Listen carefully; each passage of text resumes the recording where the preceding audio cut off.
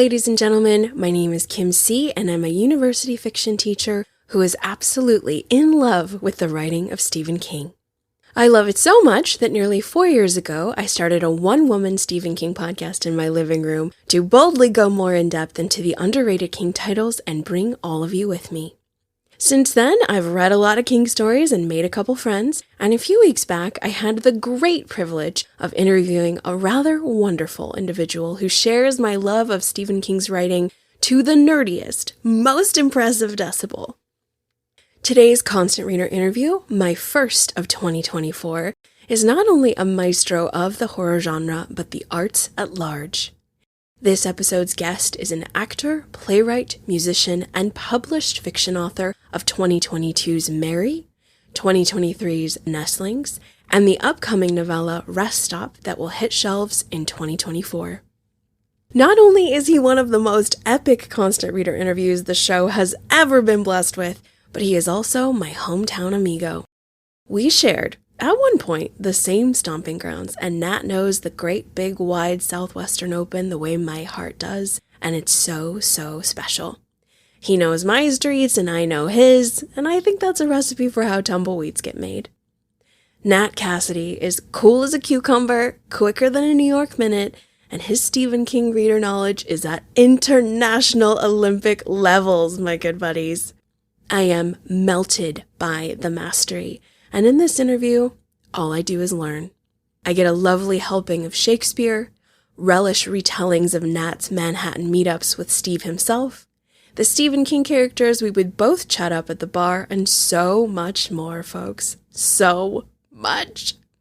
If ever there was a Constant Reader interview to treat yourself with, this is the one.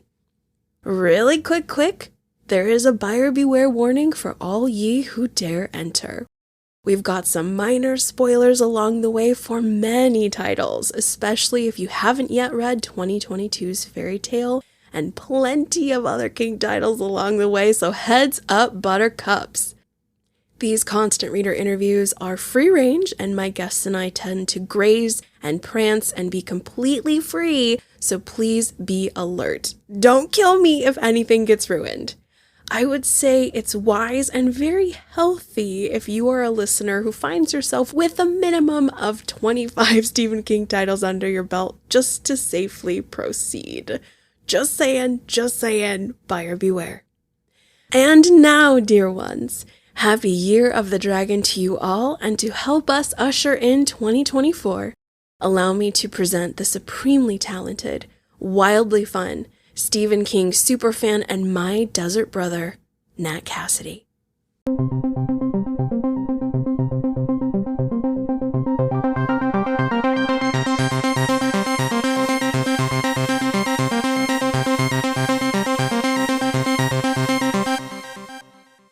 All right, everyone. Welcome. Nat Cassidy. What's it like to be a mega cool star, Nat? Oh my God, I'm zooming in the back of a limo right now. Fans are whooshing by me. It's all in a day's work. I have no idea. Welcome to the show. Thank you for having me. You are our very first novelist. No shit. Yeah. What an honor. So excited to have you and pick your brain on your amazing King journey. You and I are already getting on like a house on fire. Oh my God. For listeners who aren't privy to our off-mic conversations, we basically are from the exact same area. I know a restaurant that is very close to where Kim lives. It's just too many coincidences happening at once. It's delightful. We've boarded the bullet train to Magic Town. That's right. That's what has happened. I hope I give other novelists a good reputation. I hope I don't turn you off a bus as a profession. Could never. We're going to get started here. You are in our Constant Reader hot seat. And the very first question, going back to the beginning. Who is Stephen King?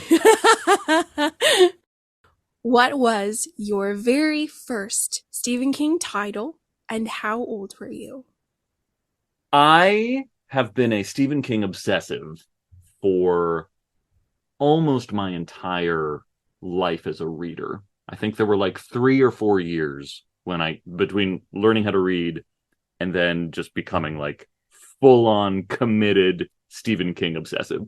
So I was, does that math check out? Yeah, I think that math checks out. Because I'm also speaking off the top of my head at the moment. And it's about numbers. But I think I was around 8 or 9. And which seems to be an age that gets referenced a lot on this show. And when people like answer that question, there's something about being 9 years old that is just really perfect for discovering Stephen King if you're a specifically precocious type of reader. And my first title, I think, was, I'd actually started it because my brother had gotten it out from the library. And I will never forget, it was a mass market. It wasn't a paperback, it was mass market, but it was from the library, so it was buckram bound. So it was a hardcover mass market where they had like basically shellacked the cover of the mass market onto a buckram bound mass market book. And it was the Tim Curry TV movie cover. And I started reading it and I loved it, but I was stealing the book from my brother. And so I knew I couldn't read it all, and it was it. So it was, the size of my head, and I knew I wasn't going to get through it in time. So I had to just put it down. I was too intimidated by the size, not the content. I was already like fully on board. But then I picked up Pet Sematary, and that was the first one that I read, front to back. And I had a very appropriately Stephen King-y group of friends. They were like, I called them my Stand By Me friends, basically. I had this little core group of 4 other dirtbag desert kids like me, and one of which was like my best friend. If I was Will Wheaton, he was River Phoenix. We were just like so fucking tight. Sorry, I'm probably going to curse a lot because that's how my words string together in my head.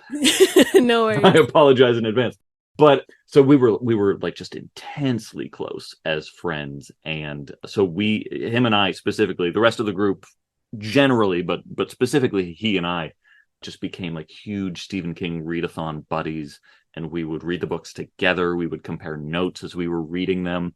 I will never forget accidentally spoiling for him that Judd Crandall's wife dies while we were reading Pet Sematary together for the first time in like 1989. And so like from that point on, I was raised by a single mom who was a big reader of like popular fiction in general and genre fiction in general. So like there was a bookshelf in our living room where I'll never forget, it was like our record player and cassette player, the entertainment system, and then a bunch of paperbacks above it. And there was a whole shelf that was dedicated to Stephen King, who she loved. And then there was also a ton of Dean Koontz books, Michael Crichton, Anne Rice. Like they were just all kind of sitting there. And it was aspirational to me. It was like, one of these days I'm gonna know what's in these books, because like I just see the spine. She was a Stand obsessive. So like I'll never forget, like, the weird cover of the Stand where it's the 2 figures fighting, like weird dude with a mullet and like the bird-headed guy that have nothing to do with the book whatsoever. But I was like, one of these days I'm going to know what's going on with those 2 guys and things like that. So it was around that time. My mom never said I couldn't. She wasn't one of those moms that was like, not until you're older. She was basically just like, well, if you do, I'm not going to clean up the mess that it leaves in your head. So like, you have to be prepared to be fucked up by these books.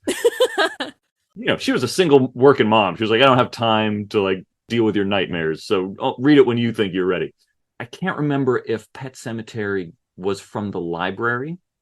As we have discussed off mic, I grew up right across the street from the Maricopa County Library.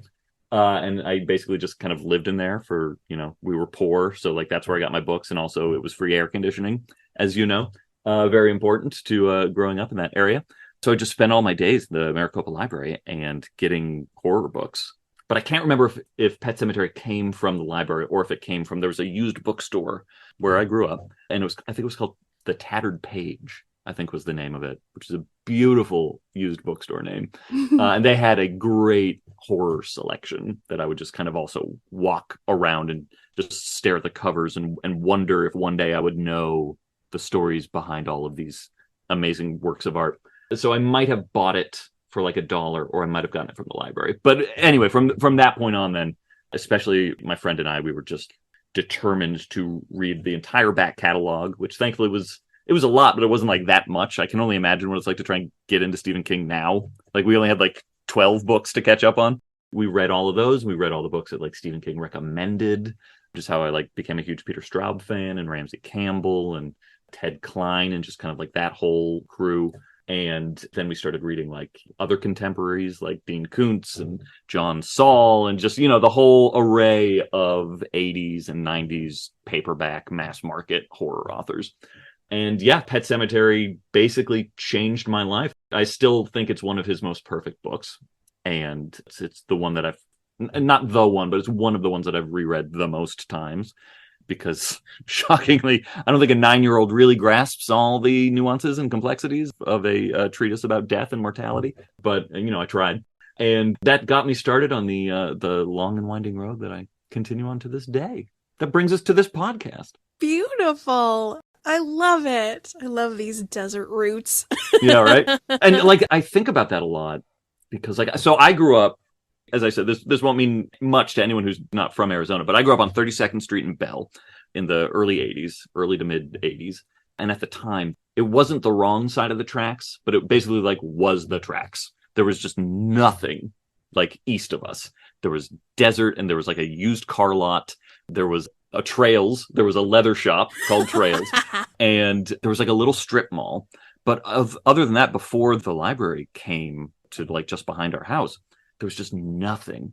And when I graduated high school in 2000, and that was right when the 51 was built to reach there. So there was a highway that eventually intersected with our main street corner. But other than that, we just had to sit in our lonesomeness, in our desert lonesomeness. And I went to school outside of the district because the schools my brother went to were in Scottsdale. And my mom wanted me to go to those same schools. So all my friends lived way far away from me. And my mom was working. I was a latchkey kid. Arizona's not really the place where you hop on your bike and ride to your best friend's house or something like that because it's 115 degrees outside. So you just sit and have to find things to do. And Stephen King was really not just entertainment for me, but he was just kind of my window to socializing. It was just such a lonely Spartan existence. I only had my brother who was older than me, and he didn't want to hang out with a little shitty kid like I was. And we also lived in this area where we were basically the only family that owned our house. Everyone else rented. So it was just a high turnover of residents and stuff like that. There were no other kids my age. And so it really was just me and Stephen King just kind of hanging out every day. Not the next book of mine, but hopefully the book that'll come out after the next book of mine, if my publishers approve it, is about my childhood. Kind of. It's my little wink and a nod to kids on bikes and stuff like that. And it's dedicated to Stephen King because I explicitly say in the dedication, you were as big a part of my childhood as I was. So this book goes out to you. So yeah, it was, Stephen King was just I find it hard to even articulate quite how foundational he was as a presence in my life growing up. Because I say I'm a fan or I'm an obsessive fan or something like that, but that doesn't go far enough to me. And I don't want to sound like an Annie Wilkes either and be you are my parental figure, Stephen King, or anything like that. Because it's not. There's just this inarticulatable gratitude that I have to his books. They basically raised me in a very visceral way. Oh my God, Nat.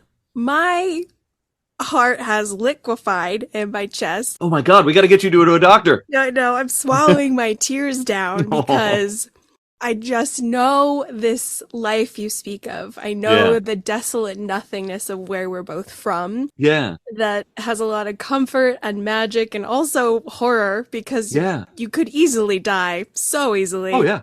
I still shake my boots out in case a scorpion has crawled into them. Everything's trying to kill you. Correct. At all times. And it's beautiful. I was not fortunate enough to read King until I was 26, so I did not have those formative years shaped by him, but it's so beautiful to vicariously live through your memory. It's pretty magical. Yeah, I'm very grateful for it. And I think a lot about, again, how many people say, especially people of our peer group, that they discovered King at a similar age. I was listening to your episode with Dan Caffrey, and it's a phenomenal episode.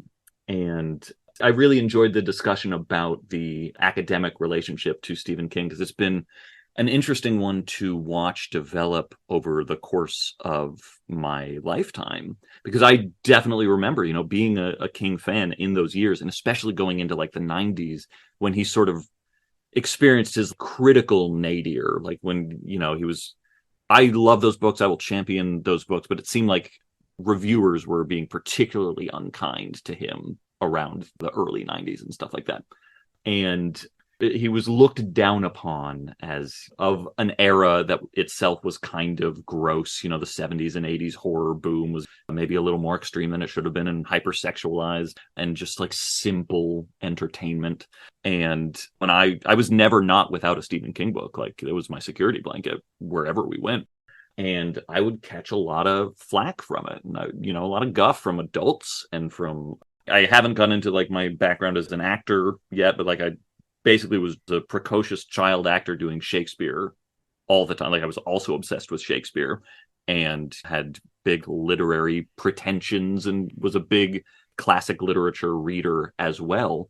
And so I would interact with people who were the smart readers and the literature readers, and they would give me shit for liking Stephen King. Like, it was like confessing to some ghastly sexual kink. That like, oh, you read Stephen King? Like, we don't talk about that in polite society. That's bad. So it's been kind of fascinating watching this generation that was kind of raised by Stephen King now become the new generation of literary critics and reviewers and people who can deal with literary analysis and things like that, and speak very beautifully and coherently about his worth as an author. Because I think that there's something very profound, I think, to experiencing Stephen King at a young age when you're like, this is a big ramble, forgive me, but I feel like you'll be receptive to it. There is something very beautiful, very poignant about experiencing Stephen King at around 9 or 10, just thinking of like coming off of Goosebumps and Bunnicula and like, the great children's literature that kids who are predisposed to read Stephen King are probably reading. But, it's for a specific audience. It's very cursory. It's a little, I don't want to say shallow or superficial, but, it's a smaller word count. You're not getting into these characters' psychologies as much. And then to like just jump into these multi-100,000 word, sure, occasionally bloated, but experiential texts. And like, one of the things I love about Stephen King is that he writes such experiential fiction. We learn everything about these characters, for better or worse. We learn their bowel habits. We learn how they masturbate. We learn just like all these things because, they were written in like such this stream of consciousness dump into his Wang word processor. And I do think that there is like something really beneficial to that, especially if you're a kid who's kind of growing up isolated. We've already touched on academics a little bit, but there was a book that Harold Bloom, dubious Harold Bloom, wrote that was very important to me as a Shakespearean, called The Invention of the Human. I take or leave Harold Bloom a lot. I have a hate-hate relationship with a lot of his work, but like there are some things that he wrote that resonate with me very strongly. And The Invention of the Human is one of them, in that he kind of posits that the thing that made Shakespeare such like a genius figure, genius of like the true sense of the word, such a generative figure, such an important figure in literature, is because Shakespeare was kind of the first dramatist / first like just fiction writer to have his characters overhear themselves as they talk.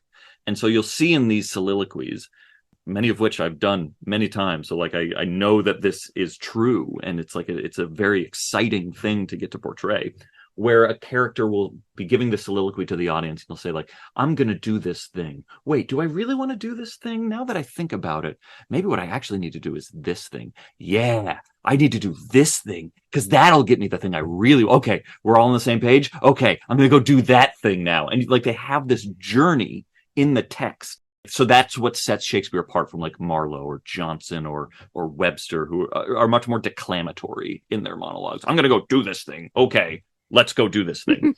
And I like to reference Harold Bloom because Harold Bloom was such a fucking pompous assbag when Stephen King got his National Book Award, Lifetime Achievement Award, basically. Harold Bloom was like specifically offended by that.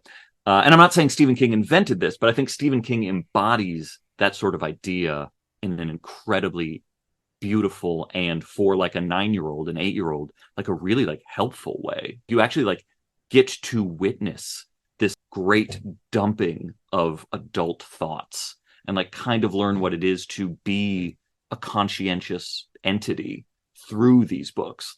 I feel like his literature value cannot be overstated, specifically as a bridge from like youth oriented literature to adult literature, and just getting used to having all of these crazy conflicting thoughts that adults have. That was a very long-winded and tangential way of saying that I think he's a very foundational writer for a lot of people of this generation, and hopefully for future generations as well. And I think it's actually really poignant that you kind of came to him at 22, because now as a 42-year-old, I look at 22-year-olds and I'm like, well, you might as well just be 9 years old. Like you're a baby at 22. And that is also like a very transitional age. And like, I can see why reading his works might resonate at that age too, for the first time, because there's something just so fucking gloriously human about his works. I'll end it there because that seems like a good thesis statement. Oh my God, Nat. Well, can you tell I'm excited to talk to you?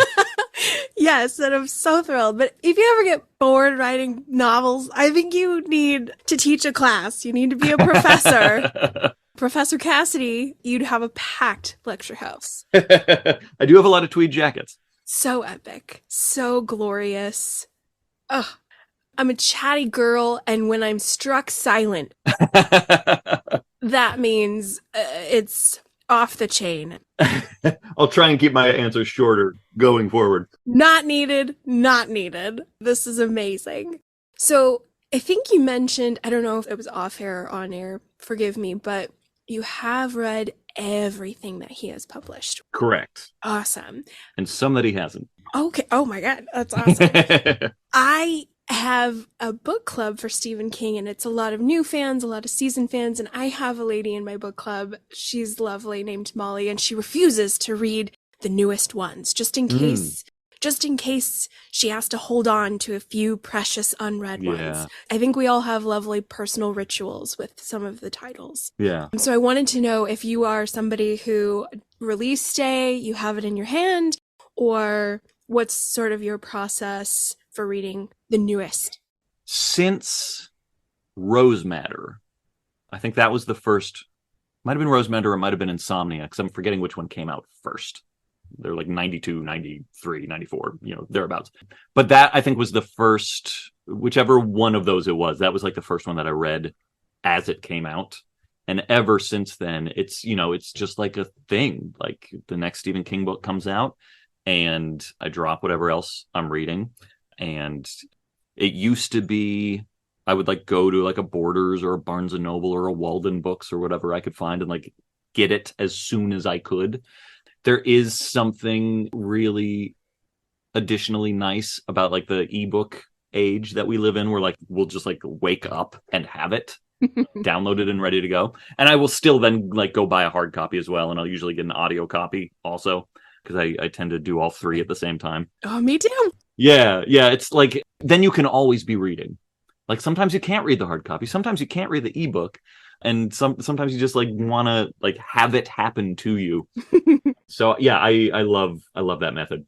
And I'm like an old school Stephen King book on tape consumer anyway. Like I literally used to like just go to sleep listening to Stephen King books on tape. Another brief tangent. I worked with him for a week in like 2004, 2005. And it was one of the trippiest things about it was just hearing his voice, because I was so used to hearing like him read the introduction to Nightmares and Dreamscapes on tape. And so just like hearing his very recognizable voice live and in person was like, I feel like I should be like going to sleep right now. Like it's very strange. But yeah, so like I will usually then try and read whatever new thing comes out right away. I will say that has changed a little bit, especially since like becoming a professional novelist, because like I have other reading obligations that I have to do, and I can't like quite set my TBR aside the way I used to. And also like when I read Stephen King, he does something to me as a writer that like I kind of need to not have happen during like a first draft of something. So I will like occasionally have to now wait. I wasn't able to get to Holly right away and Fairytale right away and things like that. But I'll try and get to it as soon as possible. And then I cross it off the list. I can't imagine having a backlog. It's like so foreign to me just because I've been doing it for so long. I'm jealous of people that like have all these books ahead of them. It's so exciting. Really quick, I have to know, when were you working with him? What was happening? What was going on? Working with him is probably a little too fancy. I'm an actor as well, and I live in New York. I don't know if I've said that already, but I've been living in New York since I left Arizona. So I've been living in New York for 20 years at this point. And like my first or second year here, he was doing a workshop of the musical that he wrote with John Mellencamp, Ghost Brothers of Darkland County. And my best college friend was reading stage directions for that workshop. You know, it was a script in hand workshop.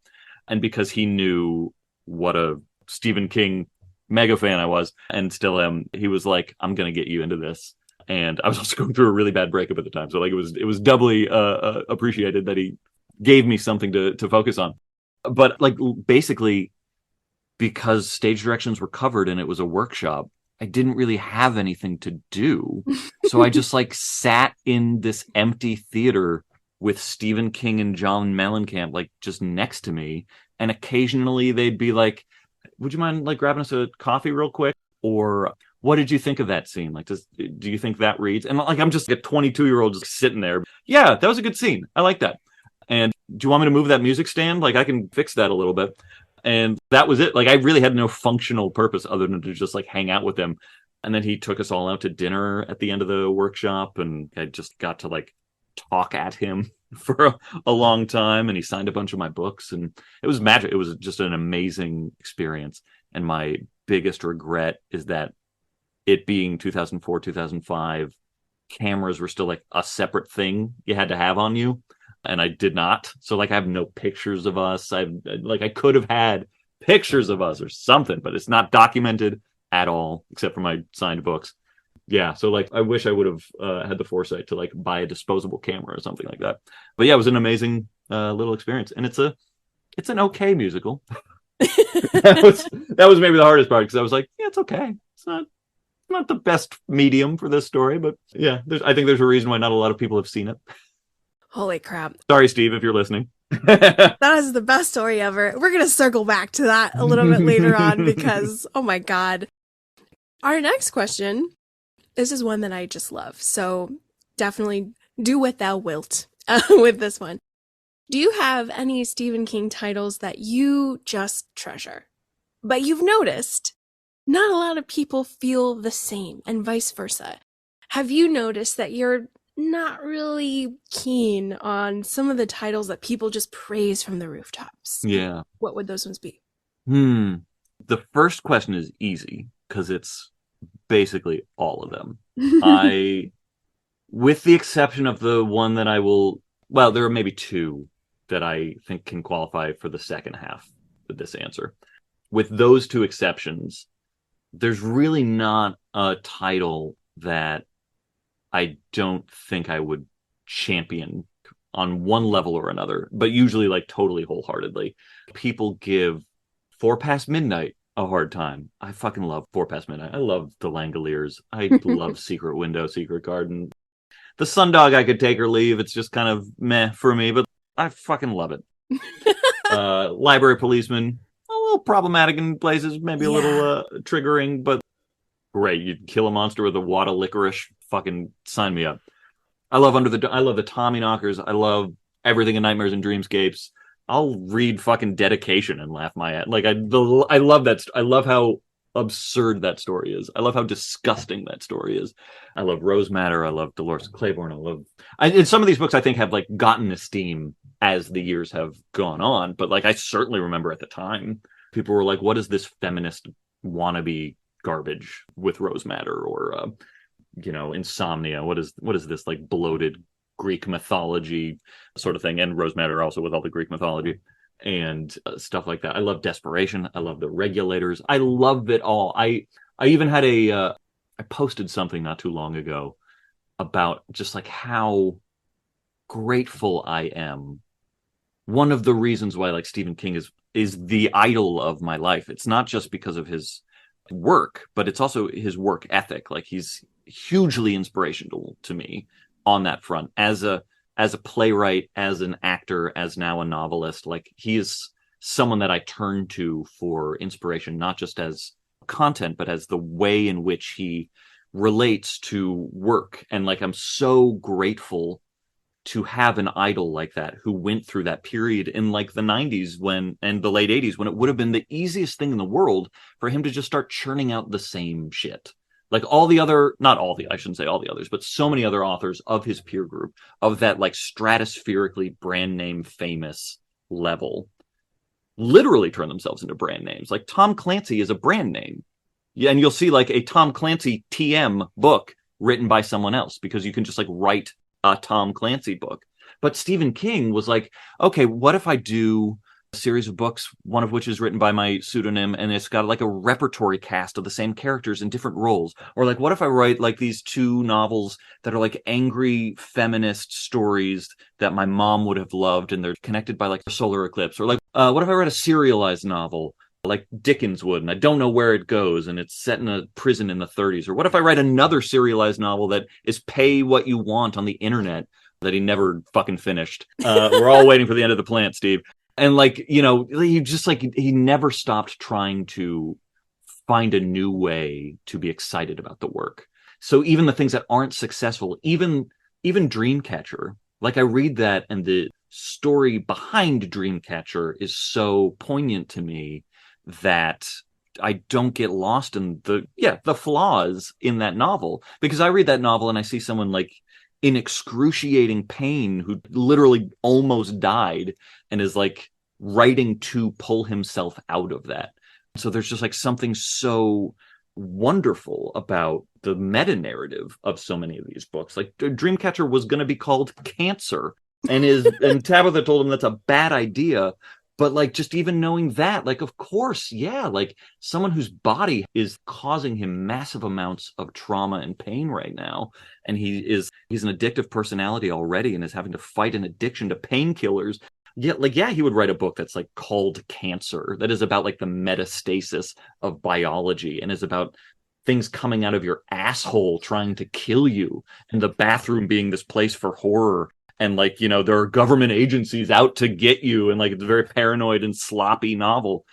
Yeah, the book is wild and it doesn't work on a number of levels. But like the reasons why it doesn't work for me, which is why it pains me that I don't like Lisey's story at all. And I really have not, you know, I'm almost hesitant to say this in case he ever comes across this episode, but I fucking hated Fairytale so much. I did. I know you liked it too. I can go into why I didn't like Fairytale, but it didn't work for me in a way that no other Stephen King book has not worked for me, and it broke my heart because there's so much about it again, like speaking of like things I can pull out of it, I'm a Radar fan for life. Like, yeah, I love Radar. I will fight tooth and nail for esteem for Radar. So none of them are lost causes to me. Even Lisey's story. Like, there's a lot about Lisey's story that I love. And I liked Lisey's story more in audiobook. So like that was something. Like it was a different experience having Mare Winningham read it, as opposed to like reading all the fucking shared slang that Scott and Lisey have together. That was just like, I don't need to read. I hate all these words so much. Soisa, baby love. Oh, Soisa. Oh God. And you know, they're flying out of my head. Smucking. Yeah, Smucking. Smucking was the one that was like, okay, if I have to read Smucking one more time. And there's lovely things about it too. I love Booyah Moon. Like, I love the idea of Booyah Moon. That's great. That's fucking great. The Long Boy is great. It's not a lost cause. It just like didn't do it for me. And like that book that came out right when I was doing that workshop with him. And I remember him even saying in the room how excited he was about this book. Like it was his best book yet. Because it's about his wife. It's about his marriage. And like, I fucking love that. But the book itself, I was like, I don't love it. And it kind of felt like Secret Window, Secret Garden again, with like the little rabid fanboy and stuff like that. But Fairytale for me, I think part of the problem with Fairytale is like I am now, even though it like feels like weirdly immodest to say this, but I'm now like I'm a professional novelist. Like I write novels. And so like I think Fairytale I think was like the first book that I had like an editor's eye on. I had a craftsman's eye on. And he's always been a writer. You know, I was a playwright for like 15 years. So like I always used to like look to him for dramaturgical advice and inspiration in like a different medium. So even if a book didn't work for me, like there were lessons I could learn to be a better horror playwright. But now as someone who writes horror novels, like my critical eye is just different. And my big problem with Fairytale, besides the voice, because the voice was a big problem for me. And like I know it's ultimately revealed, slight spoilers for Fairytale, that he's not a 17-year-old narrating this. He's like a 24-year-old. Even as a 24-year-old, that voice just didn't work for me. But my biggest problem was that do you want to get into like Fairytale specifics? Do you want to get like nerdy deep dive right now? Let's do it, buddy. I just had my book club. Oh yeah. On Fairytale. Oh yeah. Yep. And feel free to disagree because I know you like it. I know Neil likes it. Neil McRobert likes it. I don't begrudge anyone who does like it. I don't think less of anyone who liked the book.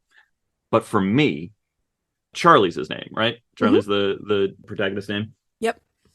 He is a perfect character before he goes to Empus. He has nothing to learn. And he has nothing to solve. His dad is in recovery for alcoholism. His crotchety old man friend, he turned into a better person and now he's dead. All he has is to try and save this dog. And then once he does that, there's 300 pages to go. So the trip through Empus, and this was one of the reasons why it was just like so dispiriting for me, because like it just felt no compulsion to read it because there was no need for any of this to happen. And it, I've also found it problematic, especially as a Jewish reader, that like he became more and more Aryan the more perfect he became in Empus. Like he was just like became this like Aryan super youth, just blonde haired, blue eyed, like already a jock. And he was already a jock. Even he's a jock before he goes in there. So like there's nothing to be gained by it as a character. For me, this is my prescriptive writer brain. This could be a disaster, but like the way I had. It's so hard to like turn off writer brain now and be like, here's how I would have done it. And I've never articulated this out loud, so this could be a disaster. But like for me, what it was missing was like, if Charlie's dad was still an alcoholic and there was a more palpable ticking clock to get out of there, because he's like, my dad is probably drinking himself to death right now. There's allusions to like, oh, I'm worried my dad might start drinking. But like, we've already like tied that story off with a bow before he goes into the well. So there was no urgency to it. It was just kind of an intellectual idea of like, I hope my dad's okay.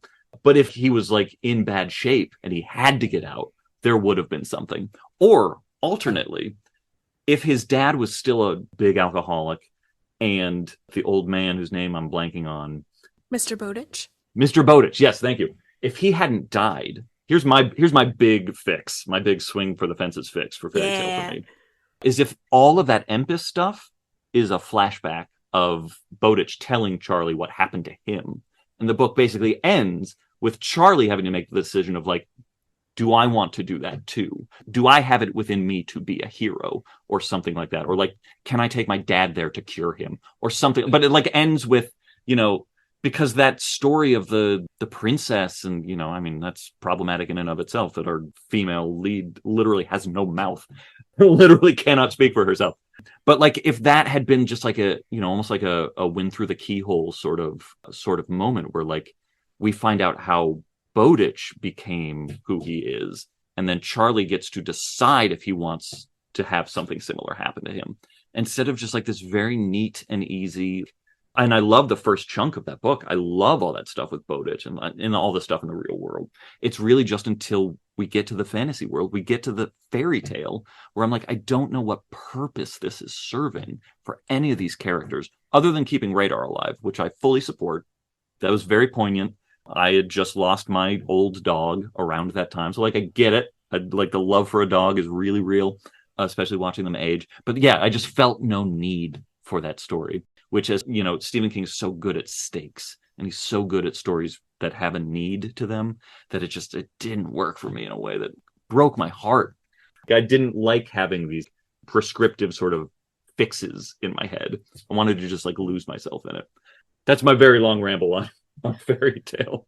Oh, it's so good, Nat. Like, that is a really, really healthy criticism. It works so well. And I agree, because for me, I gave it a little bit more slack. Because when Radar is like doing good and Empus, the second that happens, that's when the book loses it for me.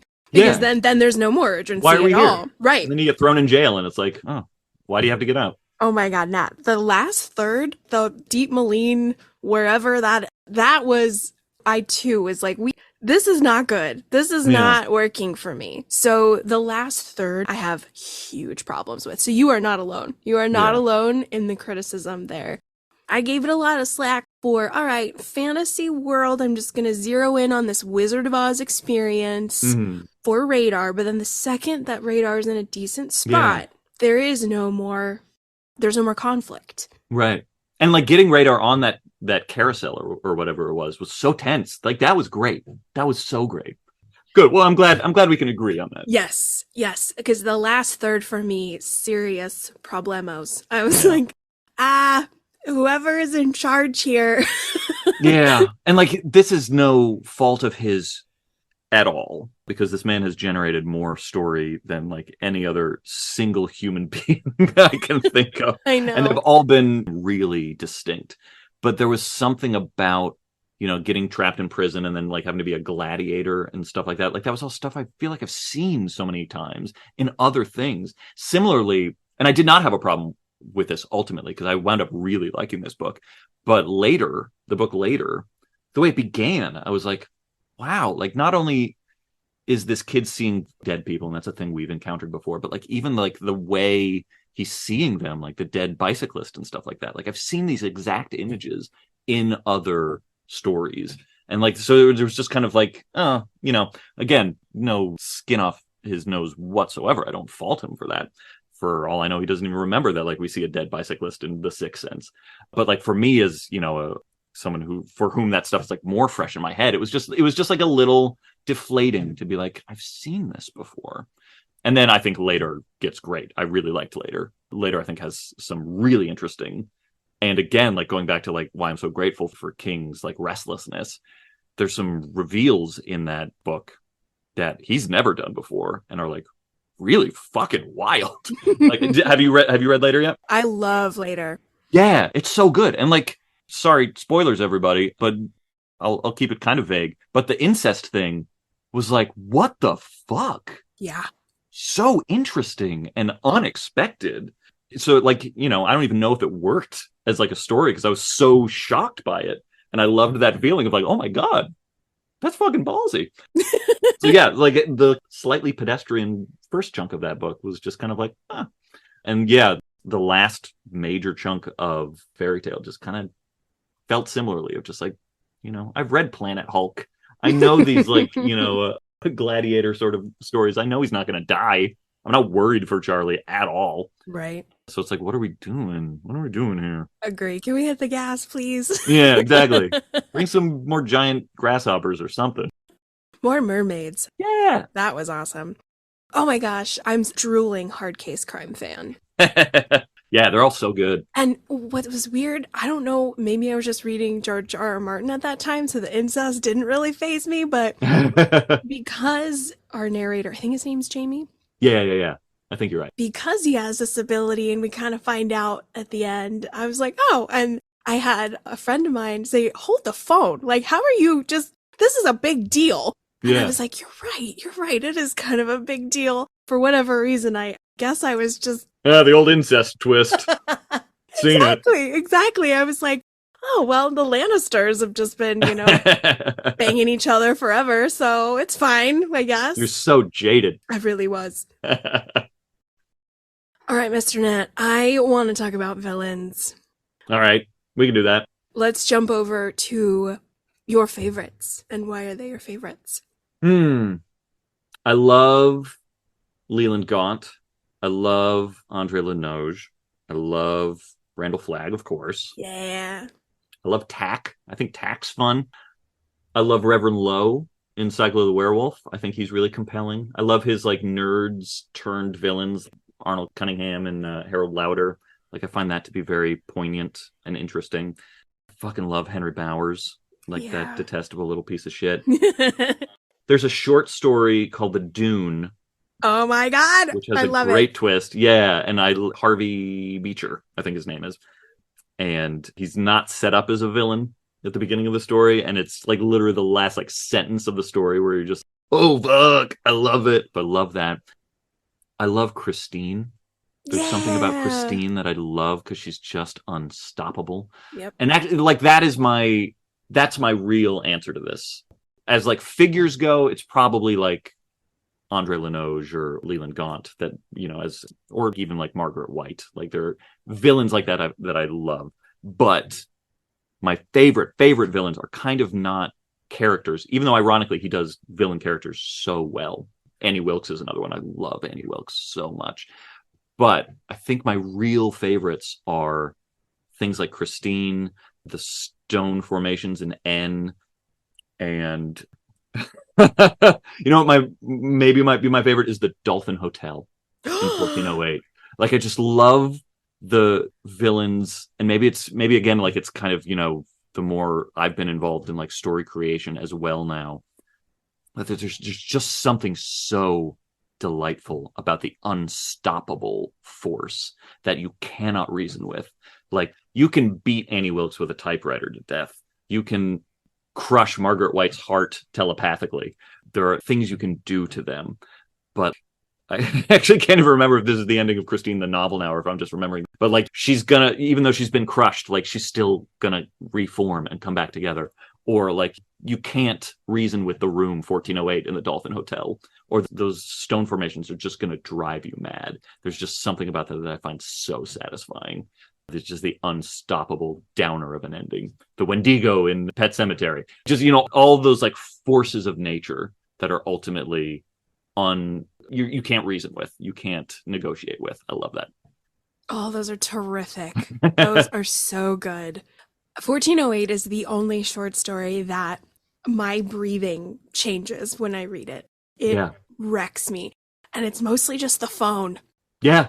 This is 9. This is 9. Your friends are dead. This is 9. Which kind of comes back a little bit. I don't think you're there in the Dark Tower yet, but it kind of comes back a tiny bit. Holy Most people don't notice. Most people don't notice. And here's a fun 1408 little side anecdote too. I first, you know, again, it's like a completist. I first encountered 1408 well before Everything's Eventual. It was first released as a book on tape collection called Blood and Smoke, which was 4 stories about cigarettes that came out like 1998, 1999 or something like that, all of which eventually wound up on Everything's Eventual. It's like In the Death Room and Lunch at the Gotham Cafe and 1408 and one other that I'm forgetting off the top of my head. But they're all read by King. They're all read by him in his delightful little voice.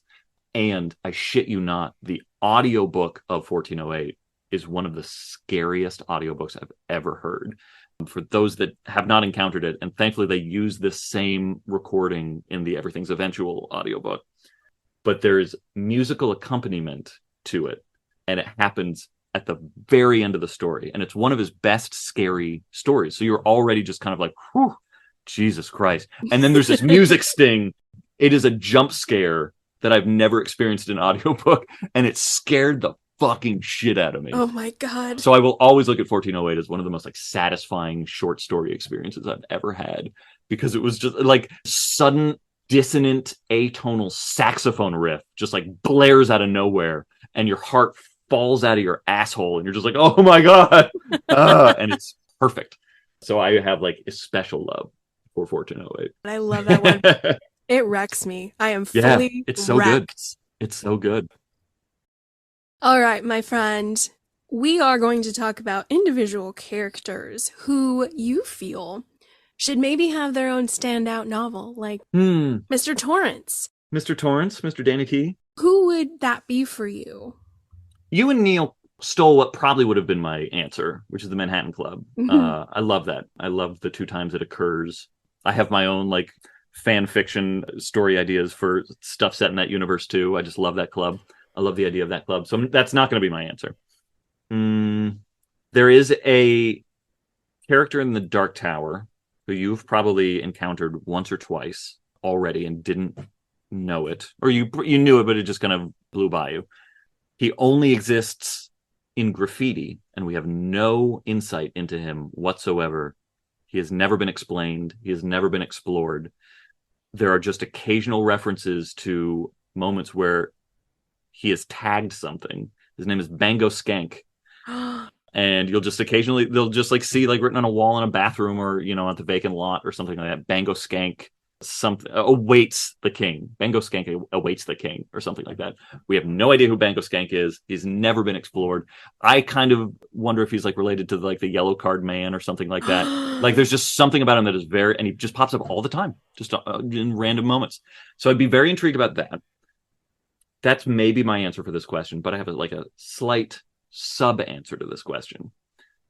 It's not a character I want explored more, but Insomnia is one of my Dark Horse favorite Stephen King books. I love that book deeply. And it's a Dark Tower book too, for those that don't know. Very important Dark Tower book. But there has been something that we've touched on later. We've touched on Fairytale. The Institute is also part of this, where he's such a great character writer, and he's such an empathetic, humane, visionary character creator. And yet he's also been like preoccupied with people who are way younger than him lately. Like the Institute's all about kids. Charlie is a 24 or 17-year-old. Later was about a teenager too. And that's great. I love it. Fine. You know, I have some voice issues that I think anyone would have with the generation disconnect. But just like one reference in Later where he calls like one of his classmates like a real foxy chick or something like that. It's like, this is set in fucking 2022. It doesn't ring true. But, you know, the character work is still great. Like, they still read as, like, real people. And they do in Insomnia, too. But he wrote Insomnia as, like, a 50-something-year-old, maybe even, like, a late 40-year-old. And they're about octogenarian characters. They're in their 80s, I think, if I remember correctly. And I just really want him to write a book about being old. Like, he kind of gets into it a little bit in Holly, a little bit. But I would just love to see him revisit something like that, with the wisdom that he has as a man who's now elderly, and with the honesty that he has brought other periods of his life, other chapters of his life, what it's like to be like a young parent, what it's like to be poor, you know, all these things that he has experienced. I just really want him to like revisit whatever impetus made him write Insomnia and talk about what it's like to be old and dying and watching your friends die and, you know, watching your body start to like not obey you the way it used to. That's kind of the thing I want next. I don't necessarily need him to revisit anything he's already written before. So it's not like I want him to rewrite Insomnia. And I feel like Insomnia, he does really well. He brings some real interesting insight to being old. But I just want him to like explore that more. I want to learn from him in a way that I haven't learned from him about what it's like to be that age yet, if that makes sense. Oh, that's beautiful. It does. I love that so much. I have not read Insomnia yet. I need to do the math on the publishing times because I'm wondering, do I need to finish The Tower and then read Insomnia? Or at what book would Insomnia be possible, do you think? You just finished Wizard and Glass, right? Correct. So you're at kind of an interesting crossroads. Yeah. Because this is where The Tower really does have a split experience. Because like as someone who read those books live, essentially, I did read all the other related books before Wolves of the Calla came out, because Wolves of the Calla just hadn't come out yet. Or I had already read them, because it took fucking years before each Dark Tower book came out. So, like, to me, that's kind of the organic way to do it. You read books 1 through 4, then you read all the marginalia, and you read all the peripheral books, and then you read 5 and 7, and then you read Wind Through the Keyhole. Like, that just kind of makes sense to me, because that's how I did it. I've since reread The Dark Tower many times, just kind of as a series, as a 7-book series or 8-book series. And it works. It totally works. But I know all the things that I'm supposed to know. I kind of feel like after Wizard and Glass, you can just go straight into Wolves of the Calla. Like, it's not like you'll be lost. It's not like you won't understand what's going on. He holds your hand enough that, like, they work as is. But it would be enriched if you already knew Salem's Lot, It, Hearts in Atlantis, Everything's Eventual, Insomnia, and you don't need to read The Talisman, but you do need to read Black House. But they're both great. Black House is also one of my, like, if we get to our favorite Stephen King list within like 5 hours, as my answers get longer and longer and longer, Black House is like one of my dark horse favorites. And Black House is very important to the Tower. So yeah, it'll just be like enriched by having read all those. You don't have to, but there'll be like that extra feeling of joy. But then you also have to not read the Dark Tower books 5 through 7 for a long fucking time. Right. And, you know, there is an interesting, I think in some ways what makes it work to do that is there is a slight voice change between books 4 and 5, because so much time had elapsed between the two of them and so much had gone on in his life. Like the accident happened and like all these things happened. So he was a different writer by the time he was writing books 5, 6, and 7. And he has different preoccupations and his voice just like works differently. His interest in like slang and stuff like that really amps up. In-world slang and stuff like that really amps up by book 5. It does like lend itself to that pause. The main pain that you inflict upon yourself is that you just have to wait longer to know how the story ends. And that's also like sub answer. That's also why I kind of like recommend reading Wind Through the Keyhole last, because book 7 will devastate you in so many ways, in so many satisfying ways. But, you know, it's the end of the journey. It will devastate you. And there's something kind of nice about Wind Through the Keyhole, just like getting to see them again. You know, if you find yourself devastated, Wind Through the Keyhole is just like such, it's not a very urgent or stakes filled chapter. It's just kind of like a story. And so there's something kind of nice to like just see your friends again. So yeah, that's probably not a very helpful answer, but like that's kind of that's my old man inclination, because it should be done the way I did it when I was a youth.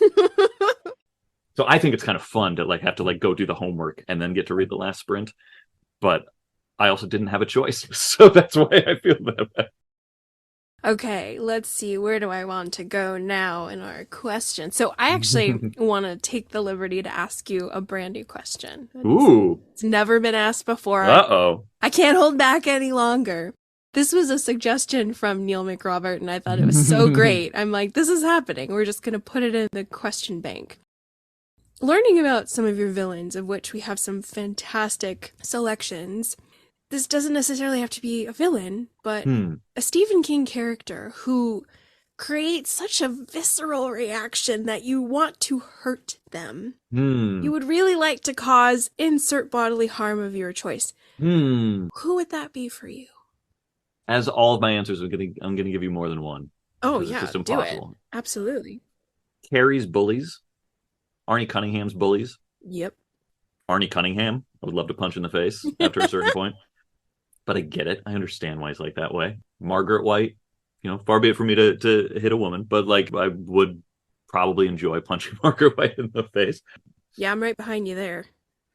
Mrs. Carmody from The Mist. Yeah. My real answer, actually, also Charlie from Fairytale, I probably would like to punch in the face because I just didn't like that kid. Fucking perfect little kid. But my real answer is a character I cannot tell you about. I'll tell you his name, but I can't spoil it for you yet. Okay. But when you get there, you'll know. Pimley Prentice in Dark Tower 7, I would like to just beat to a pulp and then continue beating until the pulp is pulp. And then just like beat it down to like an atomic level. Yeah. I would like to beat Pimley Prentice. You'll know why. One day, years from now, I will get an email from you and it'll be like, I get it. I'm writing that one down. Pimley Prentice. Okay.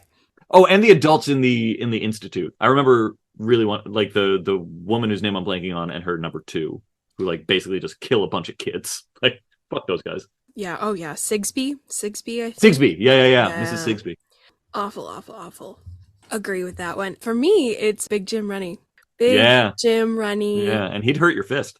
Oh, he would. But yeah, I would throw a rock. I would have stoned that guy. Get some distance. He was the one I wanted at the grocery store when they were heaving rocks. I was like, why isn't Rennie there? Because I would have been ready with my bag of stones. Yeah. I feel he should have gone out that way. Nice and biblical. I would have loved it. Yeah. It's a pretty satisfying end, though, if I remember correctly. Yeah. It was good. It was good. I just, by the time it happened, I was already boiling. Like, the rage could not be contained. I was fit to be Good old tied. Dick Cheney. Yep. I don't know. I was also reading that book during COVID, so I think I poured every ounce of everything I was feeling into him. So he really did become larger than life for me. Yeah, understandable. I mean, remember back when we thought Dick Cheney was the worst a politician could get? I know. The hole sinks further down. Little did we know. Yeah, that's a very good answer, though. I wouldn't want to punch his son, though, because his son would swallow my fist and have sex with my dead body. Oh my God. I'm going to pee myself on this interview from laughter. Okay. It sounds like Stephen King is constantly a part of your day-to-day. Do you have a formal reread experience, or is it just like whatever you're feeling? Do you go through decades? What is your process for rereading? That's a good question. I've never really investigated it. Usually it's just kind of vibes. Like, what book do I feel like rereading? I mean, especially once I like became a writer, even as like a playwright, it was a little more targeted. It was like, what kind of vibe am I going for? What kind of structure do I want some insight into? But then a lot of the times it'll just be like, what haven't I read in a while? I will then like era skip. I'll read like something from the 70s, something from the 90s, something from the 80s. And and I should say sadly too that there are a lot of books that I really haven't gotten to like reread in a long time, especially like what I think of as like the newer books, which really means like books from like the past 20 years. But like I haven't gotten to reread them as much. Sometimes by choice, like I'll choose to read an older book because I just have like more nostalgia wrapped up in it anyway. And sometimes because like, you know, like I don't think I've reread The Institute yet. And I enjoyed it. I liked The Institute a lot. It's just like I've had too much stuff to read since then. Billy Summers I haven't reread, which I mostly like that book a lot. That's another one of those books that I think people can be kind of lukewarm on. And I really liked it. Me too. Yeah. So there's some like newer ones that I probably should try and reread just to like get more out of it. But otherwise, like it is pretty chaotic. It's very vibesy. You actually just inspired me to do kind of a rogue question. Ooh. Yeah. Only because you mentioned Billy Summers, and I realized, as you said that, Billy Summers is thus far on my King journey, is the only character I've been really attracted to.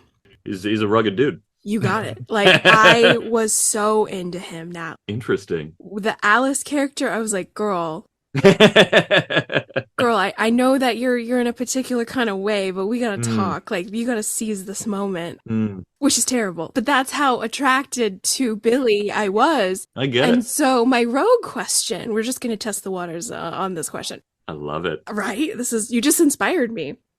Is there anybody out there in your King journey who you've been attracted to, and you were really into them and like reading about them? Well, I mean, I read it at a very foundational age, so of course I was in love with Beverly. Yeah. Of course. I was like that age when I read it. And this doesn't quite answer the question, but like I had a massive crush on Machen Amick. So when I used to watch Sleepwalkers all the time on VHS, she was definitely part of the appeal. I don't even remember her character's name. It's a very nothing character. She's just a girl in peril. But oh my God, I was so in love with Machen Amick. And yeah, I'm tempted to say, not tempted, I'm going to say Susan, lovely girl at the window, because I read Wizard and Glass, I think the second time I read it, which was the time that it really clicked for me. I read it when it first came out, which it was like, I think like 94, 95 or something like that. So I was like 13, 14 or something like that. I liked it. I kind of put up with the book when I read it the first time. It was not my favorite at the time. But then when I reread it, I think the first time I reread it, I was in college and I was in a relationship. Everyone has that like first, it wasn't my first relationship by a long shot. Like I'd been in several serious relationships by that point, but it was kind of the first relationship where it was like unhealthy on my part. Like I was just deeply in love with this person to like an unhealthy degree. Like I'd never felt this sort of like obsession with another human being before. Like I was addicted to this person. And this was at like the height of when things were working, when like the height of the bliss of that relationship was when I was rereading Wizard and Glass. And that's when Wizard and Glass like became one of my like top 5 favorite novels, because he captured that feeling of I will burn the rest of my life down for this person. No questions asked. I will do it in a heartbeat. And so when I think of those feelings, I think of Susan, even though, and you know, at the time I was probably putting this person's face on her too. And like, I don't think I still do that, but like, I can still remember what it was like to feel something that intense, the way like only like a 20-something can feel something. And then when that relationship fell apart, years long hangover and heartbreak that gave. And as you know now, like Wizard and Glass does not end well. No. And changes that character foundationally, fundamentally. So like, yeah, when I think of that love, I think of Susan.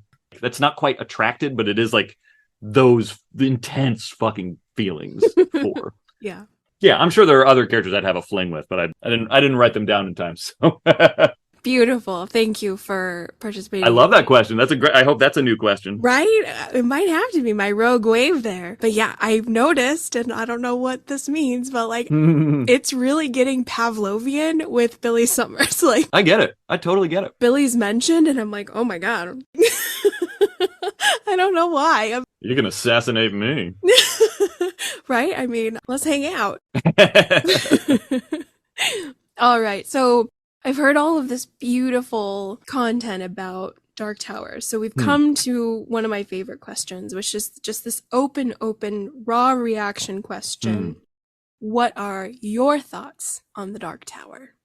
I love the Dark Tower so much. I've also loved listening to episodes of this show where you ask that to other people who have all read all of the Dark Tower and just like watching them squirm, trying to figure out how to like talk about it without spoiling it for you. They're so kind. Now I'm in that position. Yeah, it's like a nice like little tradition now of like, how do we talk about this book without like just talking about where the book goes? I know. Because it like, you'll definitely, I'm sure you can like presume already, but like you'll know viscerally after you finish your journey with it why it's so hard not to talk about the ending. And like, not just like, it's not like there is like an ending, but it's also like the events leading up to the ending that like you just like want to talk about. I absolutely adore it.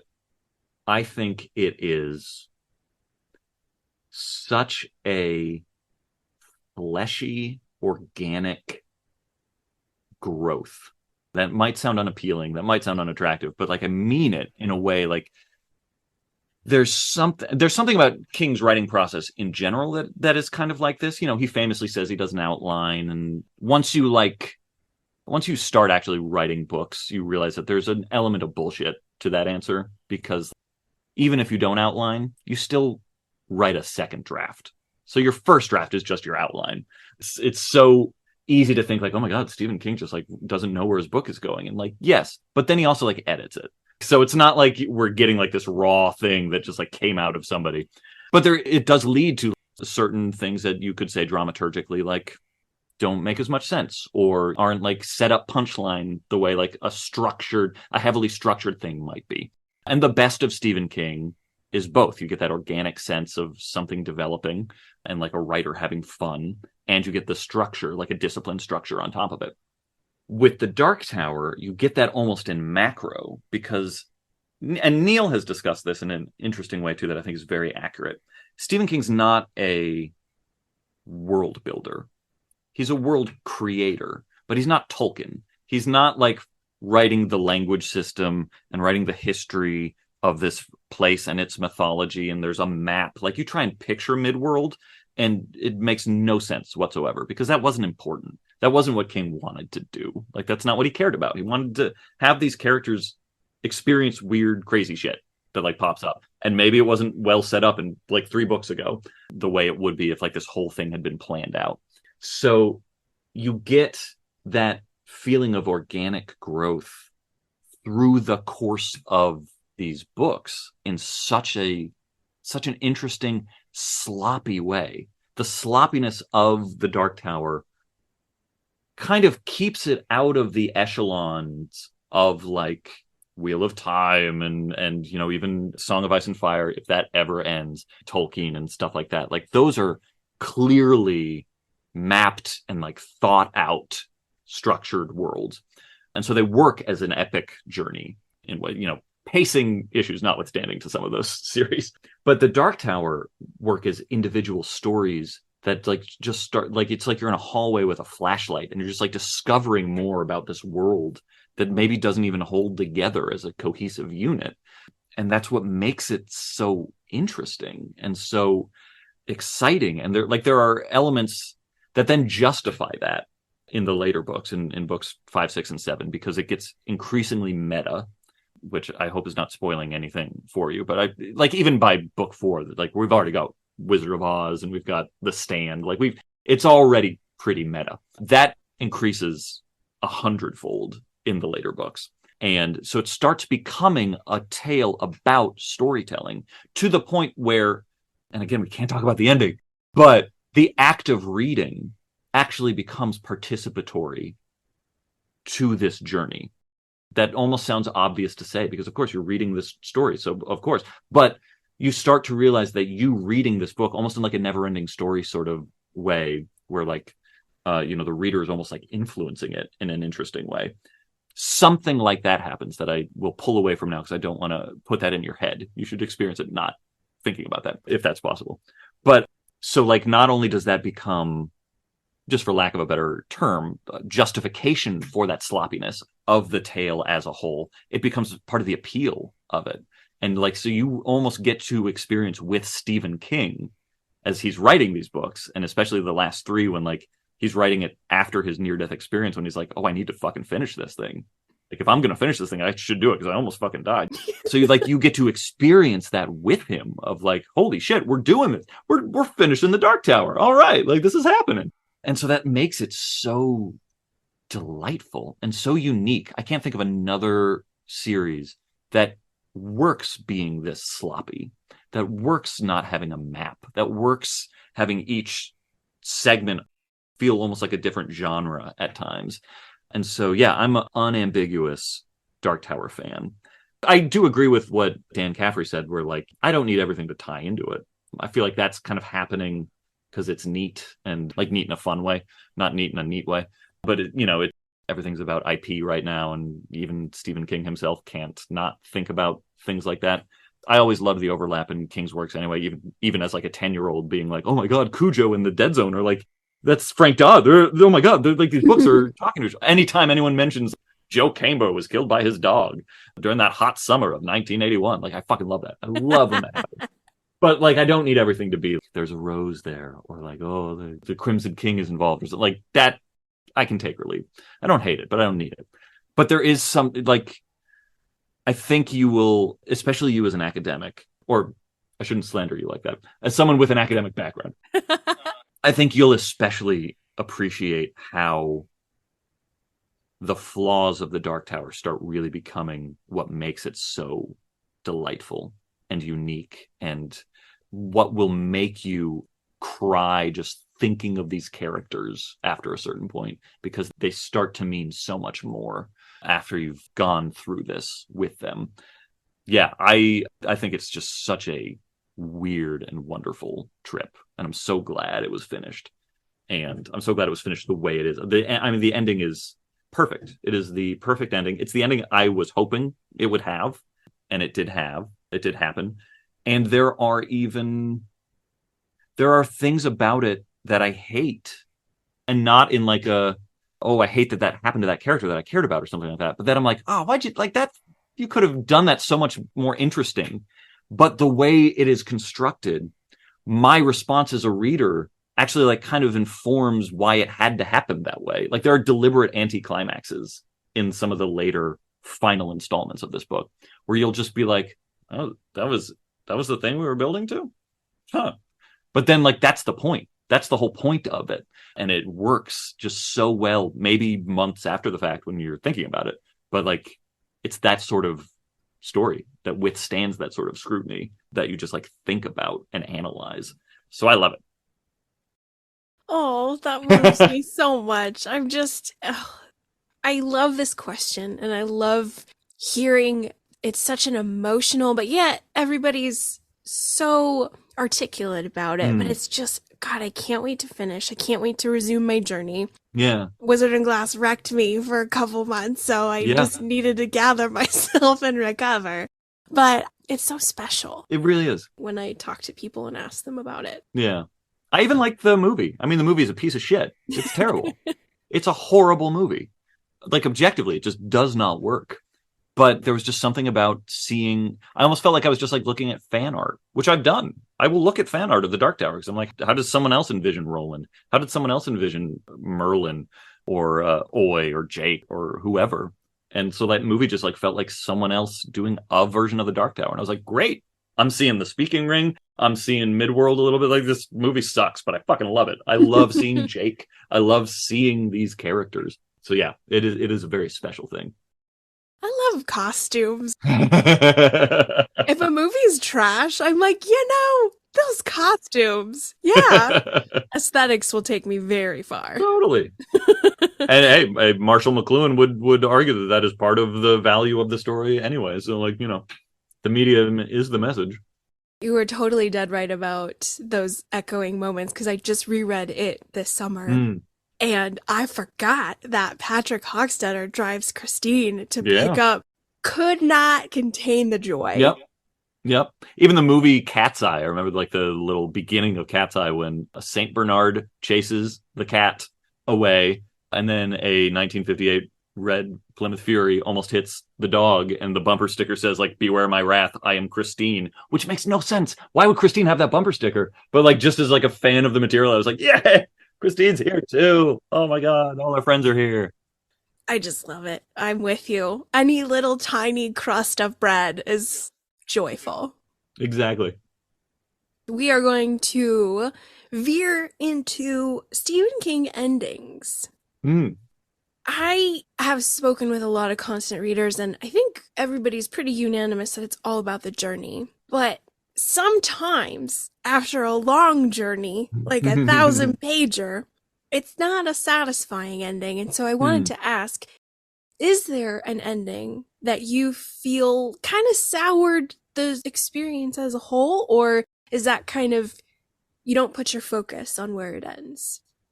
I'm one of those people who actually like defends Stephen King's endings a lot of the time. Like, I think even in the case of one I just sort of alluded to that feels like an anticlimax, I get it. Like, I like it. There have actually been very few Stephen King stories that I haven't felt like the ending was the ending it should have had. So like that canard about, like, they even make fun of it in It Chapter 2, which in itself was a shitty ending because I fucking hated that movie. Yeah. They have that running joke of like, his endings suck. And like, I have never felt that way. Like, I've loved almost all of his endings. There are a few short stories that don't have good endings, or not. They just have like, a short story should kind of be like a joke. Like, it should be leading up to some sort of punchline, or, even if it's just like open-ended, it should still be like leading up to something. And there are some that just kind of lead up to something where you're like, oh, all right. But it's a short story. Like, it cost you nothing. Like, It's fine. And Mr. Harrigan's Phone is actually one of those. And like, I'm surprised that they made a movie of it, because I read that and I was like, this was fine, but like, that's where we were going. Okay, great. Like, it just kind of felt very uneventful. I do agree that the ending of Under the Dome feels arbitrary. I still like it. I like the idea of it. It's just not well set up, but I like it. But yeah, it doesn't work like structurally. I prefer the ending of the movie of Dr. Sleep to the book. Yeah. There is just something about still having the Overlook there that made it feel like a sequel to The Shining. And just having Danny on, like, the Colorado mountainside, and Jack Torrance's ghost pushes somebody off a cliff. I was like, all right. Yeah, this didn't have to be Danny and Jack Torrance for any of that to happen. So like, I didn't hate it, but like, I did prefer the movie's compromise of those two visions of the story. I also didn't love the Abra and Danny being related revelation. I was like, didn't need that at all. Didn't agree. Hate it. Didn't need it. There's something problematic to me about the ending of Bag of Bones. Oh, yes. Like, you didn't have to do that to Sarah. Sarah had been done real dirty. Yeah. And so to like have her just actually be the villain felt very unfair. And like we have to like destroy her bones. This woman who horrible things had happened to, like, just felt very cruel, like unnecessarily mean to that story. But again, it didn't like ruin the book for me. I was just like, that's an unresolved note to that story that I don't love. So I don't revisit that story as much as I could, because there's a lot in the beginning that I love about that book. And the last one I'll mention is maybe The Outsider, which, again, I didn't hate it, but there is an interesting thing that he does that I think he does a little too easily sometimes. A few that I can't mention because they are spoilers for other things you're going to read. Okay. So apologies for acknowledging that this happens even in those. But it's happened in things you've read already, too, where like he sets up a big bad and then he gets them sick, so they are weakened for the final fight. Yeah. That happens in The Regulators. It happens in Desperation, and it kind of works in those because like the idea is that Tack like destroys the human host that he's in. But it so that time it worked. But then it happens in The Outsider, the other B story cop who's kind of like decomposing in a way. It happens to the True Knot. They get sick, and like so they're kind of weak as they go into this final confrontation. And it happens a couple of other things that I won't mention, but it happens enough that like when it does happen, I'm like, okay, this is the formula that we're getting to this climax, and fine.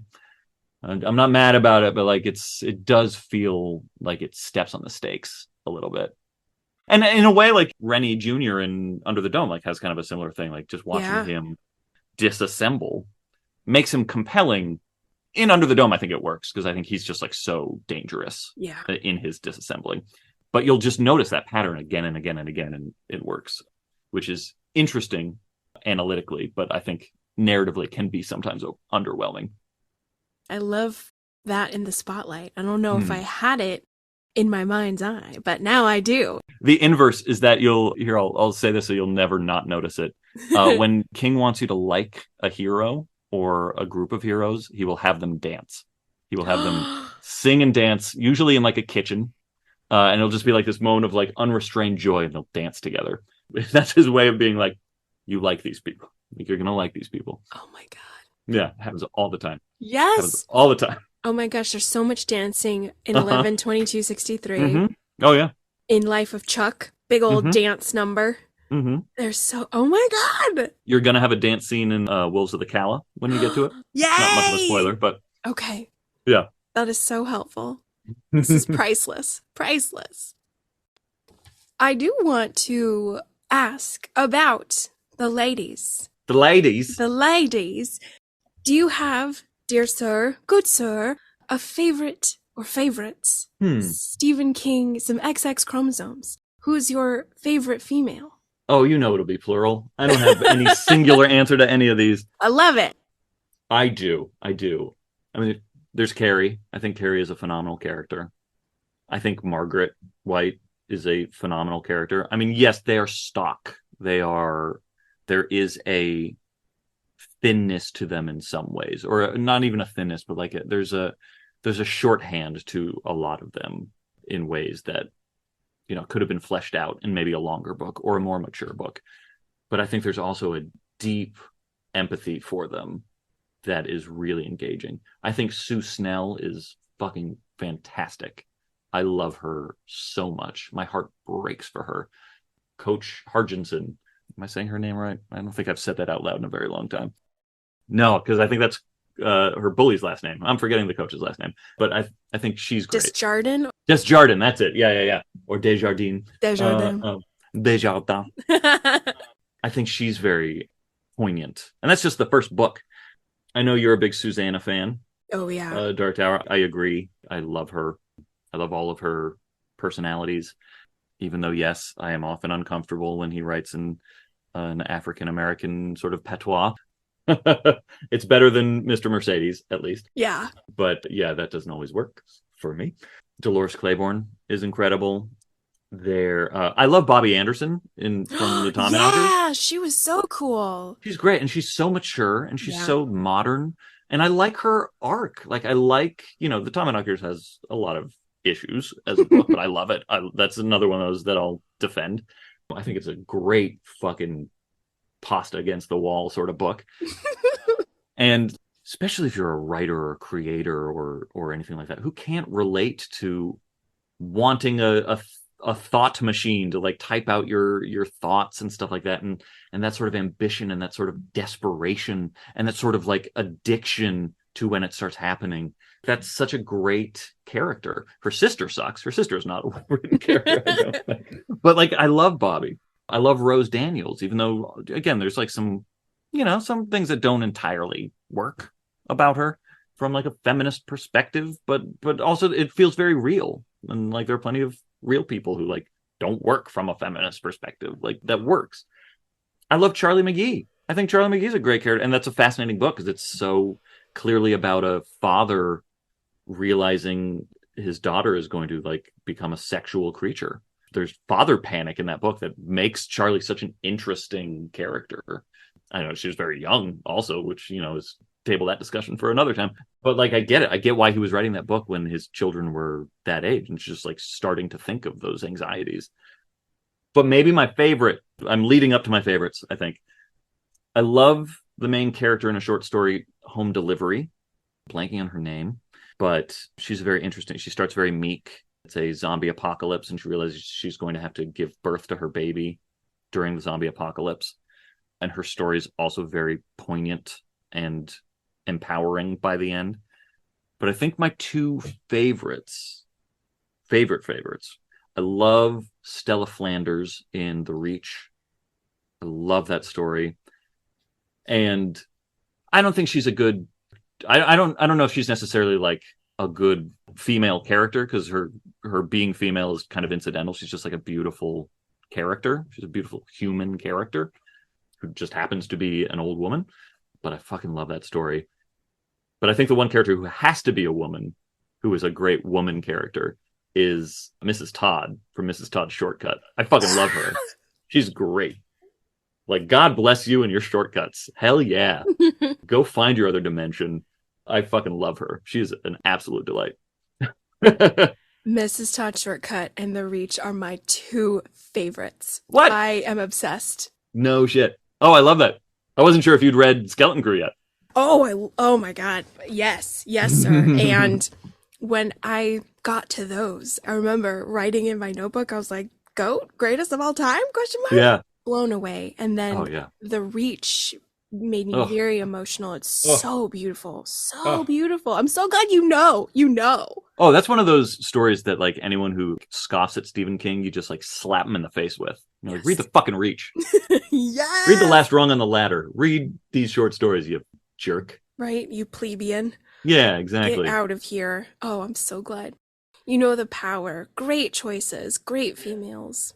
And like, Mrs. Todd, I think, has to be a woman. Like, that's part of her story, is being patronized and people looking at her as like frivolous. And like, no, she fucking does it. She finds the shortcut to end all shortcuts. And it's fucking awesome. Oh, that story's so cool. I think about Mrs. Todd and I'm like, dang, it's just so cool. It's ice cold cool. Right. With her little go devil. Oh, it's so good. Maybe related to From a Buick 8. I don't know. It's never really been explored, but dude, I kind of look at them as... I never made that connection. Yeah. I don't know why, but I love it. That's amazing. It just makes sense to me. It does. Oh my God, if they were in the same... If you were going to get stuck in a fictional king setting, it doesn't have to be forever. Just a visit? Okay, that's nice. That's good to know. Right? You could have a nice little sojourn. You could have a 3-monther if you need to write your new book. You could go the spooky route and hang out in the Overlook. Or you can go the happy route and go to Joyland for the summer.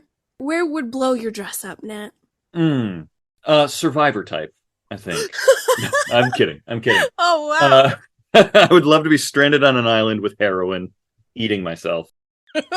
Piece by piece. One spooky would be... Have you read Nightmares and Dreamscapes yet? I have not. That one I haven't. It's an interesting collection. I love it. But also, like, I was a preteen when I read it, so like it was just like I was the right audience for it's even weirder than Skeleton Crew. It's such a weird collection of stories, and not stories, like essays and poems and all this shit. There's a screenplay in it. But I love it. I love it. And there's one short story. There's several stories. One of the reasons why it's like looked down upon as a collection a little bit, I think, is there are several stories that all have the same premise of like couple driving gets lost in small town that does weird things. But one of those stories in it is, they've got a hell of a band. And it's based on the name has flown out of my head of who does this song. There's a song called If There's a Rock and Roll Heaven. Then if life is just a one night stand, if there's a rock and roll heaven, then they've got a hell of a band, is the way it goes. And so the story's called They've Got a Hell of a Band.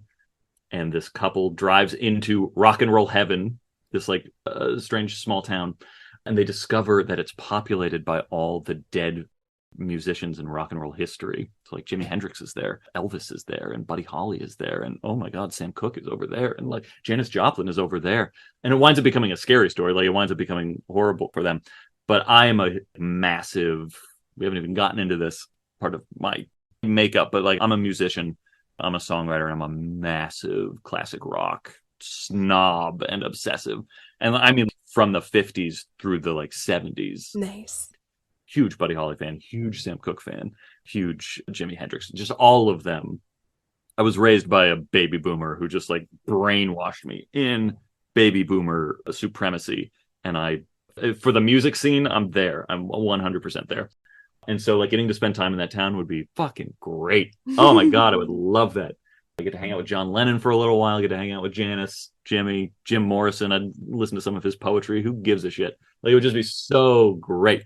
Provided I don't have the same ending, because they are not allowed to leave. And that would not be fun. So for a less spooky answer, I know you'll like this because I know you love this book. I love this book too. This was my answer before I knew you loved this book. But I've spent some time at Big Pink. Fucking, that would be amazing. Oh my God, hear the seashells like whispering underneath and have some sunsets and artistic inspiration and just be warm. Oh, I love Duma Key. There are some things about Duma Key's ending that I don't love, but I love Duma Key. Oh, I'm so glad. Oh, massive. Oh, man. I'm telling you, I have a full-on visceral reaction. I love Duma Key so much. It's so fucking good. I love that the ending doesn't pull punches. I love that one of his daughters dies. Oh, yeah.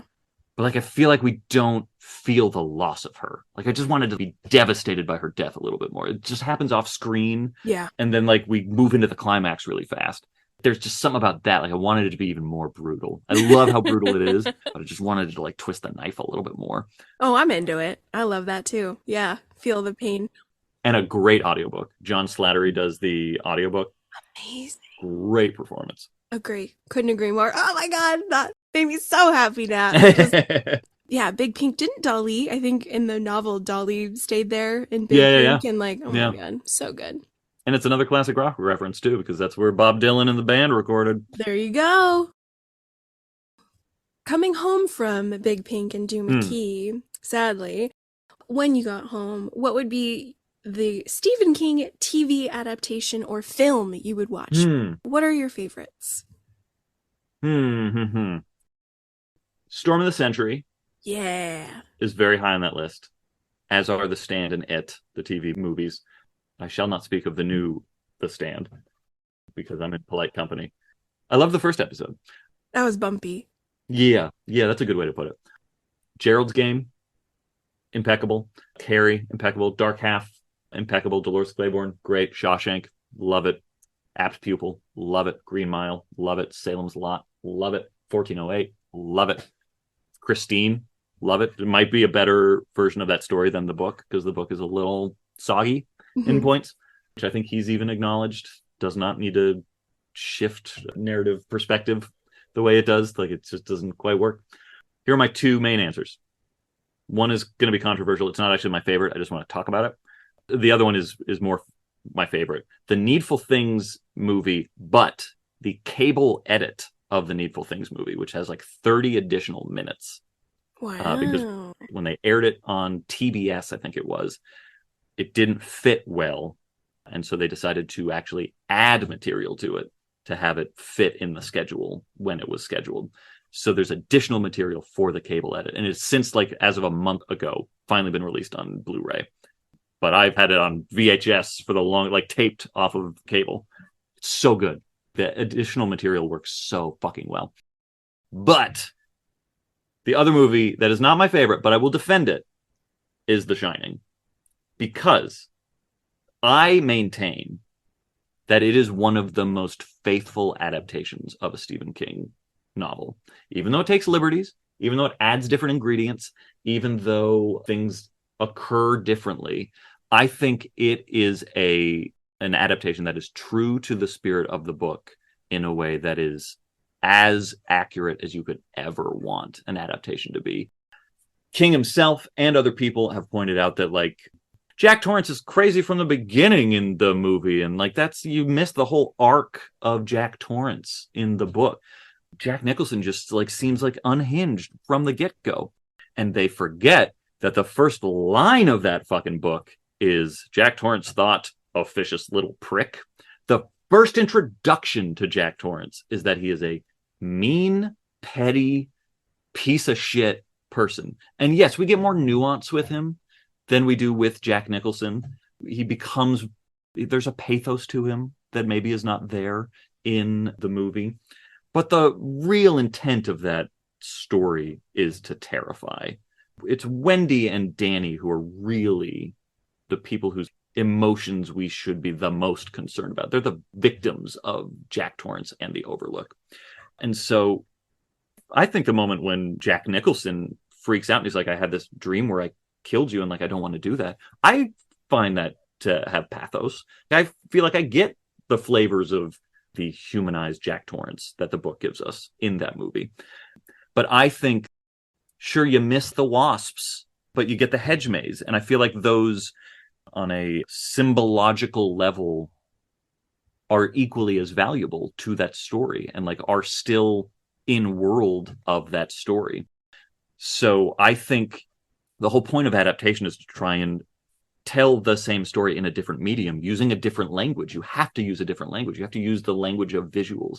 And seeing Jack Nicholson's unhinged smile straight from the get-go in that interview, that tells me visually what I'm being told semiotically through the inner monologue that we get through the book. I find that they're doing the same thing. So I don't find it actually to be like an inaccurate depiction of who Jack Torrance is. It's just we're being told it in a different language. So I think that's the reason why, like, I have some love for the miniseries The Shining. I fucking love Steven Weber so much. He's always great. Been a fan of his. He's great. And Rebecca De Mornay is an okay Wendy.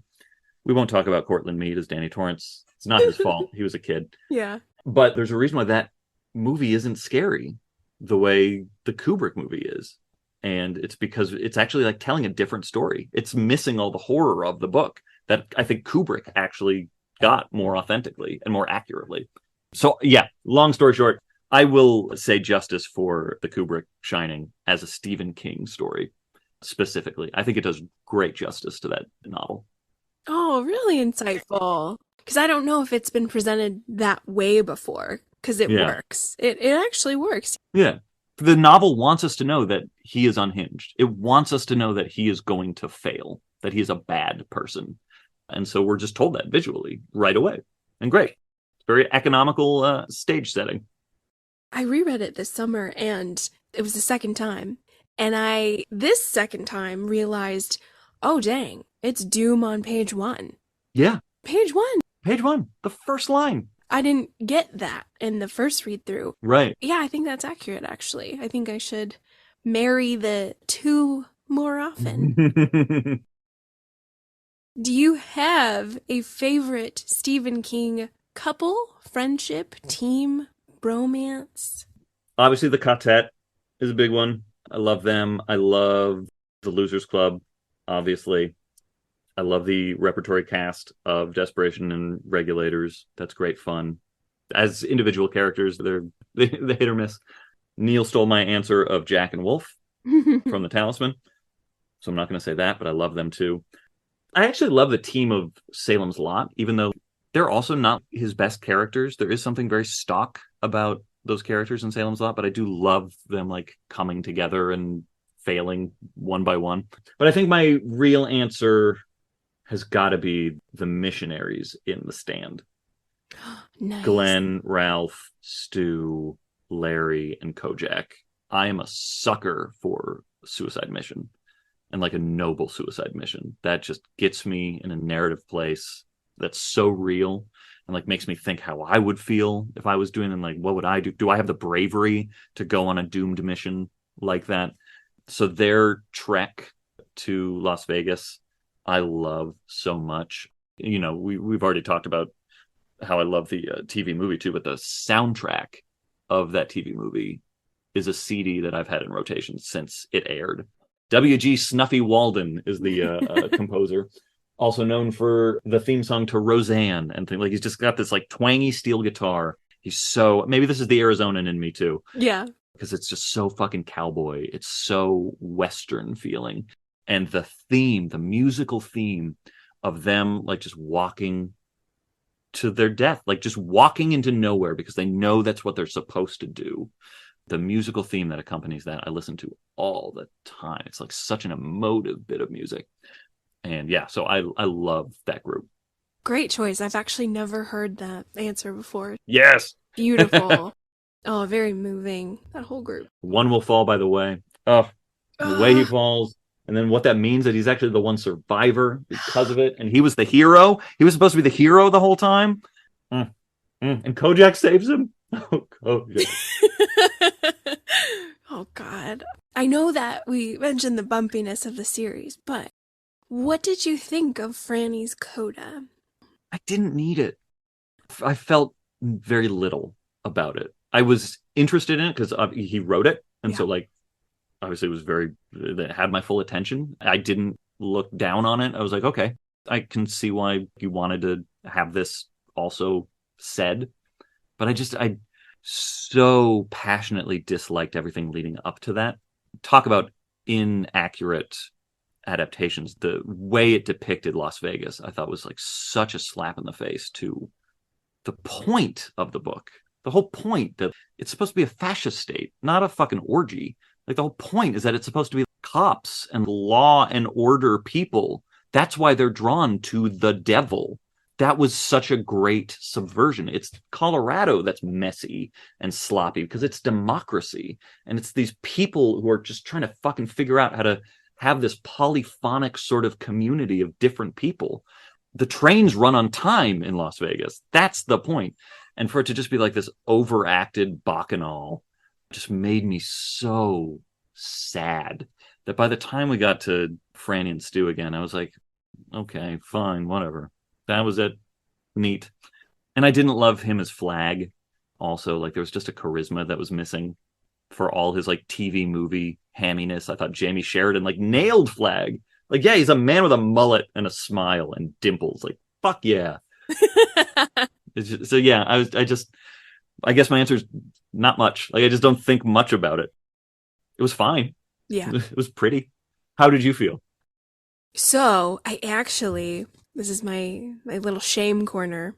I know exactly what happens in The Stand. I just didn't finish reading it. Oh, well, sorry, I spoiled some things. No. I had seen the miniseries before. Oh, okay. So yeah, if you saw the miniseries, you know. I knew all the things, but I think it was 2015. I don't know what happened, but I got to Mother Abigail's place and then my life, I don't know. And I was like, oh God, I never finished The Stand. What the hell?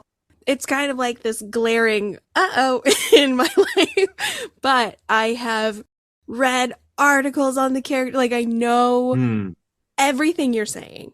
Yeah. And I can't wait to finish. I'll do a big old reread in time, but I don't exactly know. I just know that it drops off for Franny, and a lot of people were upset about that, but I don't exactly know. Yeah, I mean, the ending that he originally wrote, even notwithstanding the additional ending that the unexpurgated version tacks on, the ending is already just great. Like, it ends with hope. It ends with like a baby being born that survives. Yeah. Like, that's all you need. The whole point of The Stand is it's about, besides just being like a Lord of the Rings retelling, it's about the difficulty of society and having to reestablish society. And is it even worth doing? Is society even worth it? And so it needs to kind of end with that feeling of, yes, it is, because now we need to have a world for this new life. And like, this baby is why we survived. So it's very poignant. Oh. Yeah, and I know I watched it. I can barely even remember what happens in the new version. Like, I'm remembering images and the well and like her being injured and stuff like that. And it's like a temptation sort of thing. And I was just like, all right. Okay. Yeah, I guess in a way it kind of also felt like fan fiction. It was like, Right. Okay. Oh, I like that. Ooh, the double F fan fiction. Not that there's anything wrong with fan fiction. It just like didn't feel like canonical to me. I love fan fiction too. Yeah, fan fiction's amazing. From academia, it's always like hissing in the background, right? All those highfalutins. Yeah, that's how we got Merry Wives of Windsor. There you go. Precious Shakespeare wrote fan fiction of himself. He's too cool for school, that Shakespeare. Okay, just a couple more. Just like 2 or 3 more. I'll be quick. Oh no, you don't have to be. All right. Which Stephen King title do you recommend to non-King readers when we occasionally have to speak to them? I would recommend Different Seasons. I would recommend Misery. I would recommend 11/22/63. Depending on their age, I would recommend Hearts in Atlantis, which is a very underappreciated book. I fucking love Hearts in Atlantis. I love it too. Beautiful. Oh, it's so beautiful. I know younger generations probably are not as sympathetic to the baby boomers, but I can't divorce myself from having been raised by a baby boomer, and certainly have my issues with them as a voting bloc. But like the iconography like actually still means something to me as well. So I don't know what it's like to not have that connection to that era, but I think it's just a beautiful, beautiful work of literature. So I would recommend all of those books depending on what they're looking for, but also like if they just want like a scary book, they want to know what makes Stephen King's probably Pet Sematary or The Shining or Salem's Lot, I think. Good choices. Yeah. Solid. Yeah. 2 or 3 more, maybe. Yeah, just 2. So I'll ask this question first. Favorite Stephen King animal or pet or creature? Oi, Kojak, Mr. Jingles. Oh, yay! I love Mr. Jingles. So I hope great. he's still out there. He is. I know it. Yeah, he's got to be. Mm-hmm. I kind of feel weird saying this about Wolf because I feel like that is patronizing in a way, but like there's something animalistic to Wolf, and he's just a great character from The Talisman. And here's one that might not have been referenced yet. Rat from If It Bleeds. I fucking love that little guy. Yes! Yeah. That guy was great. I loved that story. Weird little spooky bastard. I love Rat. He was great. That novella, I loved it. It was great. Yeah, that was a collection that like I read and I didn't dislike it, but I didn't think much of it after I read it, and then I went back and read it, and I was like, oh my god, I loved all of these stories. Yeah, same. Yeah. Good choice. Very cool. A lot of these, Nat, I have never heard before. Well, Neil stole so many of mine that I had to be like, all right, let's really flex some muscles here. Yeah, there's a gun show happening, Nat. It's very impressive. I even feel that our listeners are going to have to research. Good. All right, so you did mention that you possessed a few signed Stephen King titles. I need to, vicariously live through you in this moment and know which ones you have signed. I wish I could reach them. They're up so high right now. And that experience, because when you got this amazing opportunity to be in the same room with Steve, did you pack your backpack full or like walk me through how this happened? No, I chose one specific book. I did, yeah. And then he actually gave us other ones. Okay. Like he brought a bunch of them. So I have, if I ever really need to pay rent one day, this is my emergency. Hopefully I never get there. But I have a signed copy of Dark Tower 7. I have a signed copy of Everything's Eventual. I had a signed copy of Wolves of the Calla, but I gave it to an ex-girlfriend during a very difficult breakup. And I was like, I want you to have this because like she was also getting into the Dark Tower and she tore it up in front of me. So I don't have that anymore. It was not a good breakup. And I just died. I hope it was cathartic for her because that was an expensive display, but she was going through a rough time. She was definitely going through a rough time. All right. But yeah, that was that That breakup cemented some decisions that it was the right thing to do as well. Yeah. But the book that I brought to Steve to sign was my mass market, well-loved, read like probably 10 times by that point, copy of Danse Macabre, which was my Bible when I was a kid. Like, I read that book cover to cover over and over again. That book was my reading list. That book was my exegesis. That book was my university course in storytelling, in horror as a philosophy, in horror as a genre.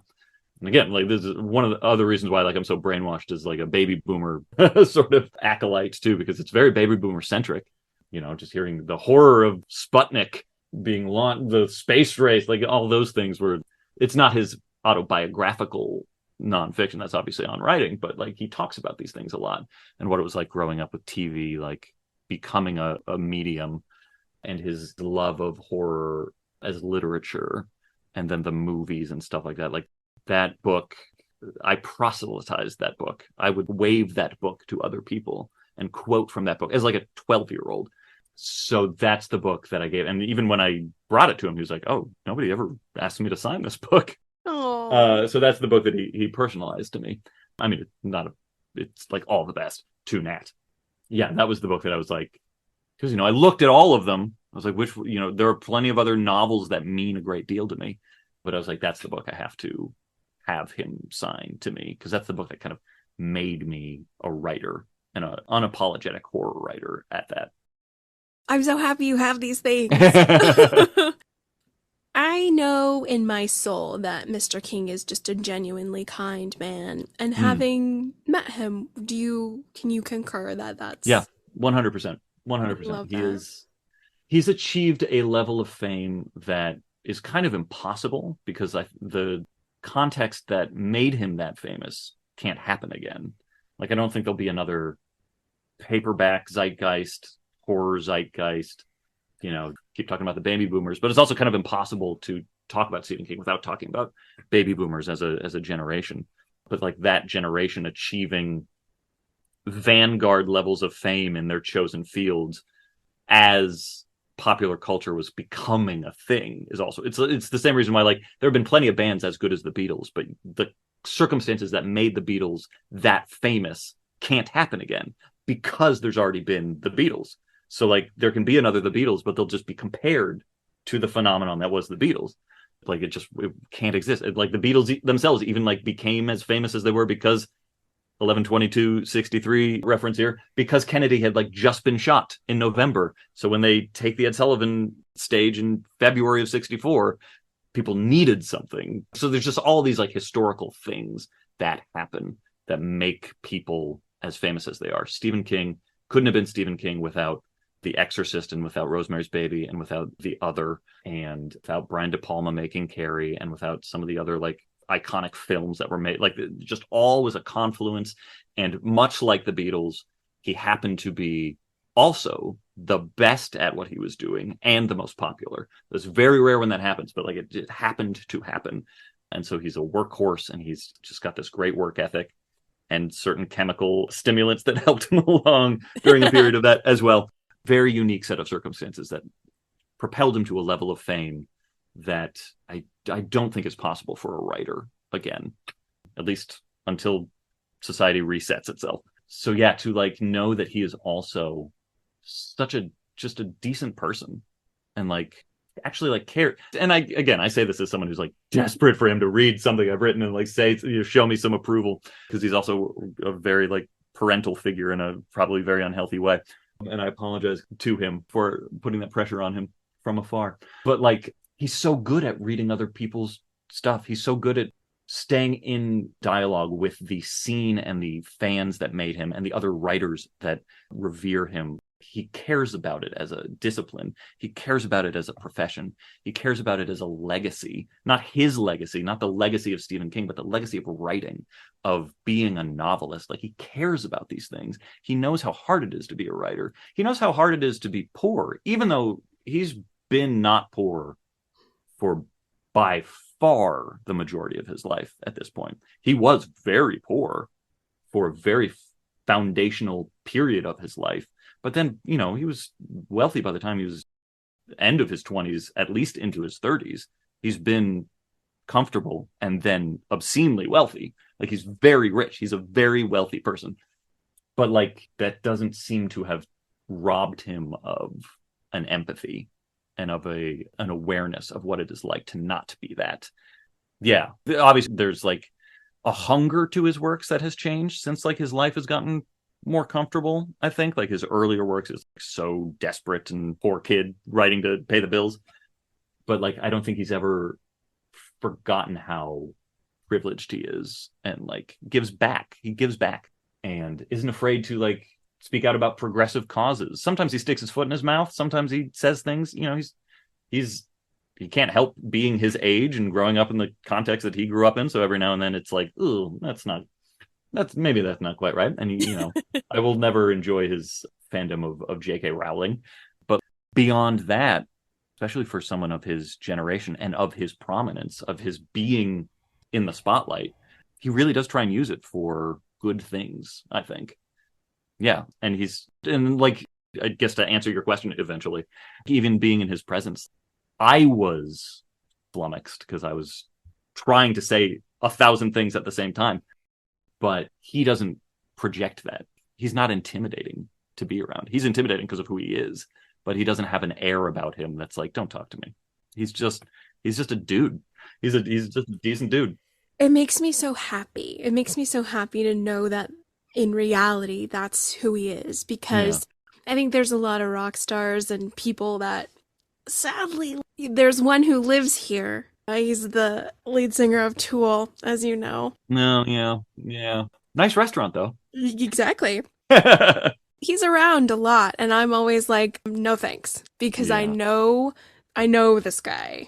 Yeah. He's not my favorite. So I'm a firm believer of Never Meet Your Heroes, but King, I feel, is the exception to that, because at the end of the day, he is a dude, and he's just a kind guy. And now he's like a very kind grandfather. Mm-hmm.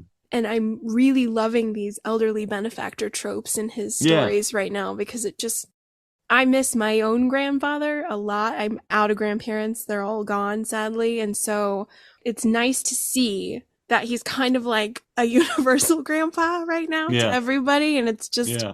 It makes me so happy that he is who he is, aside from all the fame and talent. He's a blue-collar nice guy, or a blue-collar mentality. Yeah, and his kids are great. Right. His kids are really lovely. Yeah, all three of them are, I think, who knows, obviously. They're other people, and we can't see into their private lives, but like they all seem to be very decent, well-adjusted people. His wife is also a brilliant writer. They've stayed married.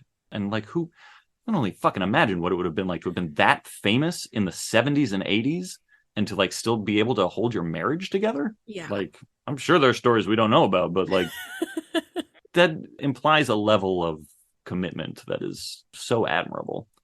And yeah, he's just I also, as you see when you read the afterword of Nestlings, I don't have grandparents and I don't have parents anymore too. So like there's just like something about him too that is... I'm repeating myself already, but there is a reason why I wanted to write that dedication to him. Not just because I read his books as a kid, but like there is just this feeling of thank you for kind of being a parent. You don't know me. Like you have millions of other fans who would probably say the same thing and feel the same way. So I'm not saying I'm special in this regard, but that is a special position to be in. And I think he fills it very responsibly. Oh, so nice, Nat. No, please read my books. Right? Please. Absolutely. These constant reader reviews, they're becoming so cathartic for me. I really am... I'm an emotional dish rag here, just getting squeezed, and it's great. We have made it to the last question. We did it. All right, Nat, your top 5, you of course can have more. Yeah, it's not going to be 5. I applaud. You take it to level 11. I'm all about that. That's how I like to roll. I'm a Libra. I can't choose. Get it? Yeah. Constitutionally cannot do it. If you take the first group of novels as one novel, I'm talking Carrie, Salem's Lot, Shining, The Stand, The Dead Zone. It's like a single entry. You can even throw Firestarter and Cujo in there if you want. But then you also got to add Pet Sematary. So like, let's just cut it at the dead zone. Because everyone kind of agrees Firestarter is great. I love Firestarter, but it's just like slightly less perfect as those first. If they can have a single slot, then somewhere in the bottom of the top, not the bottom, but somewhere in like the bottom of the best is It and Wizard and Glass. And then it's just like chaos as to like which one will fit where. But I can tell you there is Black House. I adore Black House. From a Buick 8. I adore Insomnia, Gerald's Game, Pet Sematary, Cujo, maybe Desperation.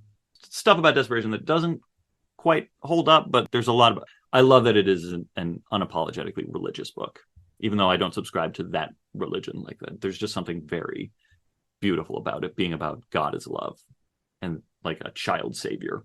It's just really interesting. I don't love that character that much. David is kind of annoying, but I still love that book and the idea of that book. And it's a desert book. Like, how could I not love that book? Yeah. You know. Yeah. Those I think are because there's just something about that first group of books that is so unfair to a top 5 listing, because it could just be those 5. It could just be Carrie, Salem's Lot, The Shining, The Stand, The Dead Zone.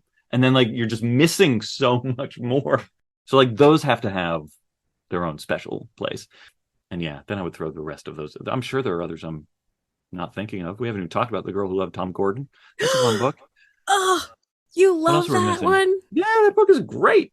I don't even like baseball. Thank you, Nat. Thank you. That book is fantastic. It is. And it doesn't even get talked about. No. I love Little Trisha. Yeah. I just think it's so powerful. It's so great. It's meaningful. Oh, I'm so glad you're saying this. So fucking evil bear. I love know. It. We haven't talked about Eyes of the Dragon. That's a great book. Oh, so good. Not my favorite, but nothing wrong with it. It's a great book. It had heart. I really liked it. It does. Also a Dark Tower novel. And never gets resolved. Sorry to spoil that for you. Don't go into wanting to know what happens to those princes. You're never going to find out. I love Flag in that. Yeah, Flag's great. Stoic and silent, and how he's been there for a couple 100 years and I love it. And it's another Roland. Roland the Good. Yeah. I mean, like I said, I can probably make a case for any of his books being my favorite, except for the 2 I mentioned. That's awesome. Mr. Cassidy, this has been priceless. That's the one word I have. This is just priceless. Agreed. I would put no price on it. Thank you for all of your passion and brilliance. This is what happens when it's so good and I can't speak. When I lose words, that's how you know. Brain has melted because I'm on another plane of awesome. I think I just wore you down with my long answers. I think that's what you're feeling. It's just fatigue. False. Not true. No. I'm so grateful for a King fan like yourself to share what he's meant to you throughout your life, because I know there are many others out there like you in this community, but every journey is different and special. I mean, your life has been mapped by King, and it's so special. It's so special to get to ask somebody about that. So thank you for bringing the whole enchilada. Thank you for giving me the space to do it. Because normally when I talk about Stephen King, it's usually in the context of like one of my books. So like I have to stop talking about him so I can talk about the book. It was so nice to just get to fucking fan vomit. It's great, right? Everybody needs it. And you definitely, some of these answers I've never heard before. And oh man, there's some hot ones in here. Spicy chili pepper. I love it. You deserve nothing less. Yay! But as we conclude, can you tell everybody out there what you're up to? Let's talk about Nestlings a little bit. Whatever you want to plug. Nestlings came out a month ago. It is the comps are Rosemary's Baby meets Salem's Lot. So if you like Salem's Lot, and it's very Shining-y too. So Stephen King fans who want that sort of story should go check out Nestlings. My previous book, Mary, is much more like Carrie and the Dark Half, which is another book we didn't talk about. And I could talk about the Dark Half a lot. I fucking love the Dark Half. great book and an undervalued book. But yeah, that's a lot more like weird and gooey and surreal and strange, but is also written as like a response to Carrie. And those are available bookstores everywhere. And next up is my book that comes out. I think it comes out in 2025, unfortunately, because the schedule just worked out that way. But that's kind of an homage to Firestarter and It. Oh my God. And Terminator 2, of all things. Love it. So I'm very excited for people to read that. That is called, hasn't been officially announced yet, but I can tell you. Maybe it'll be announced by the time this airs. It's called When the Wolf Comes Home. So I'm very excited for that. That's like my homage to like airport thrillers. It's just like action-packed horror. And yeah, I've got some short stories coming out next year. And also hasn't been announced yet, but I should have a novella coming out next year that was very much written as like a homage to a different seasons or 4 Past Midnight sort of novella. Yeah, and I'm on all the social medias. I'm very bad at checking it now because I'm a social media addict. You wouldn't know by my silence on social media, but because of that, I have to limit how much time I spend on it. So I will usually just like drop a few posts and then not respond to anything. And then I'll respond to things like a week later. But you can find me on all of them at either Nat Cassidy or on Instagram. It's Cat Nassity because somebody took the name before I could get it. But yeah, I'm around. And I'll probably talking about Stephen King.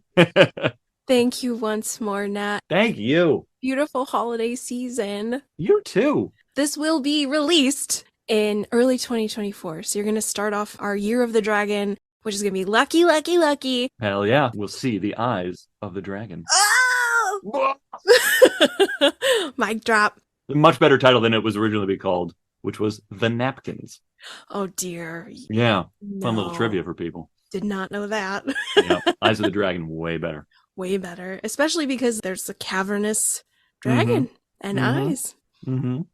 And they were amber colored. Why do I remember that? I don't know. Why do I remember that there's a reference to the king's erect penis in like the first page? Yeah, it is. Just like burned in my brain when I read it as like 12. And I was like, what? Why is this in here? Yeah, I don't need to know that anymore. I can delete that bit of information, but now it's there. It's there forever. Sorry to end the podcast with that. Rent free. Thanks, Steve. Thank you, Mr. Cassidy. Thank you. Take care. You too. Have a good night.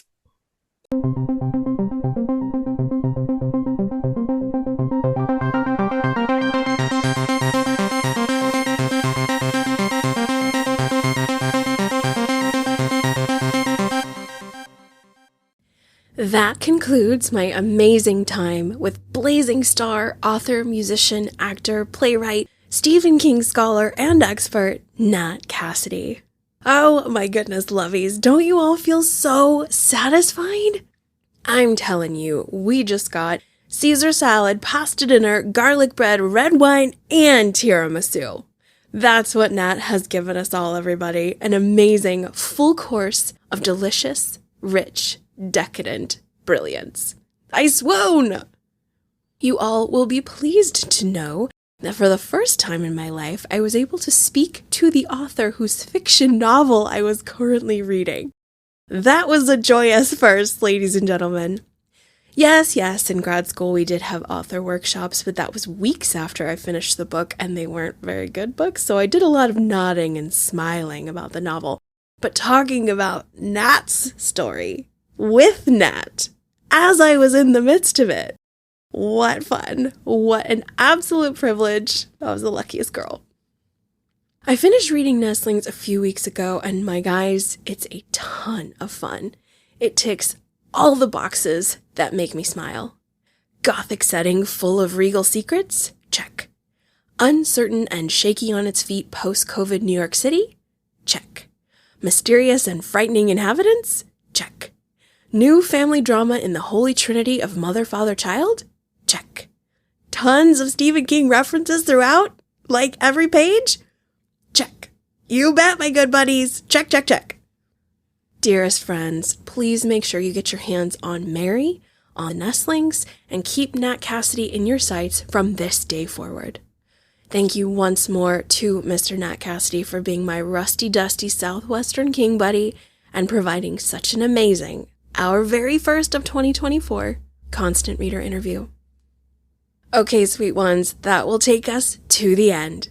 Once more, if you haven't yet shared this show with a Stephen King fan in your life, let's do that. And while you've got us pulled up on your phone or hyperlink somewhere or on YouTube, because we're there now, would you be so kind to rate, review, and subscribe to the show, as it would really, really, in the words of Dirty Harry, make our day. At present, I have Wind Through the Keyhole cracked open and ready to go, so the next episode will feature the epic return to Roland and the Quartet in a standalone Dark Tower novel that, to my knowledge, occurs right after Wizard and Glass. So, in a way, kinda sorta, I'm picking up right where I left off. Wish me luck.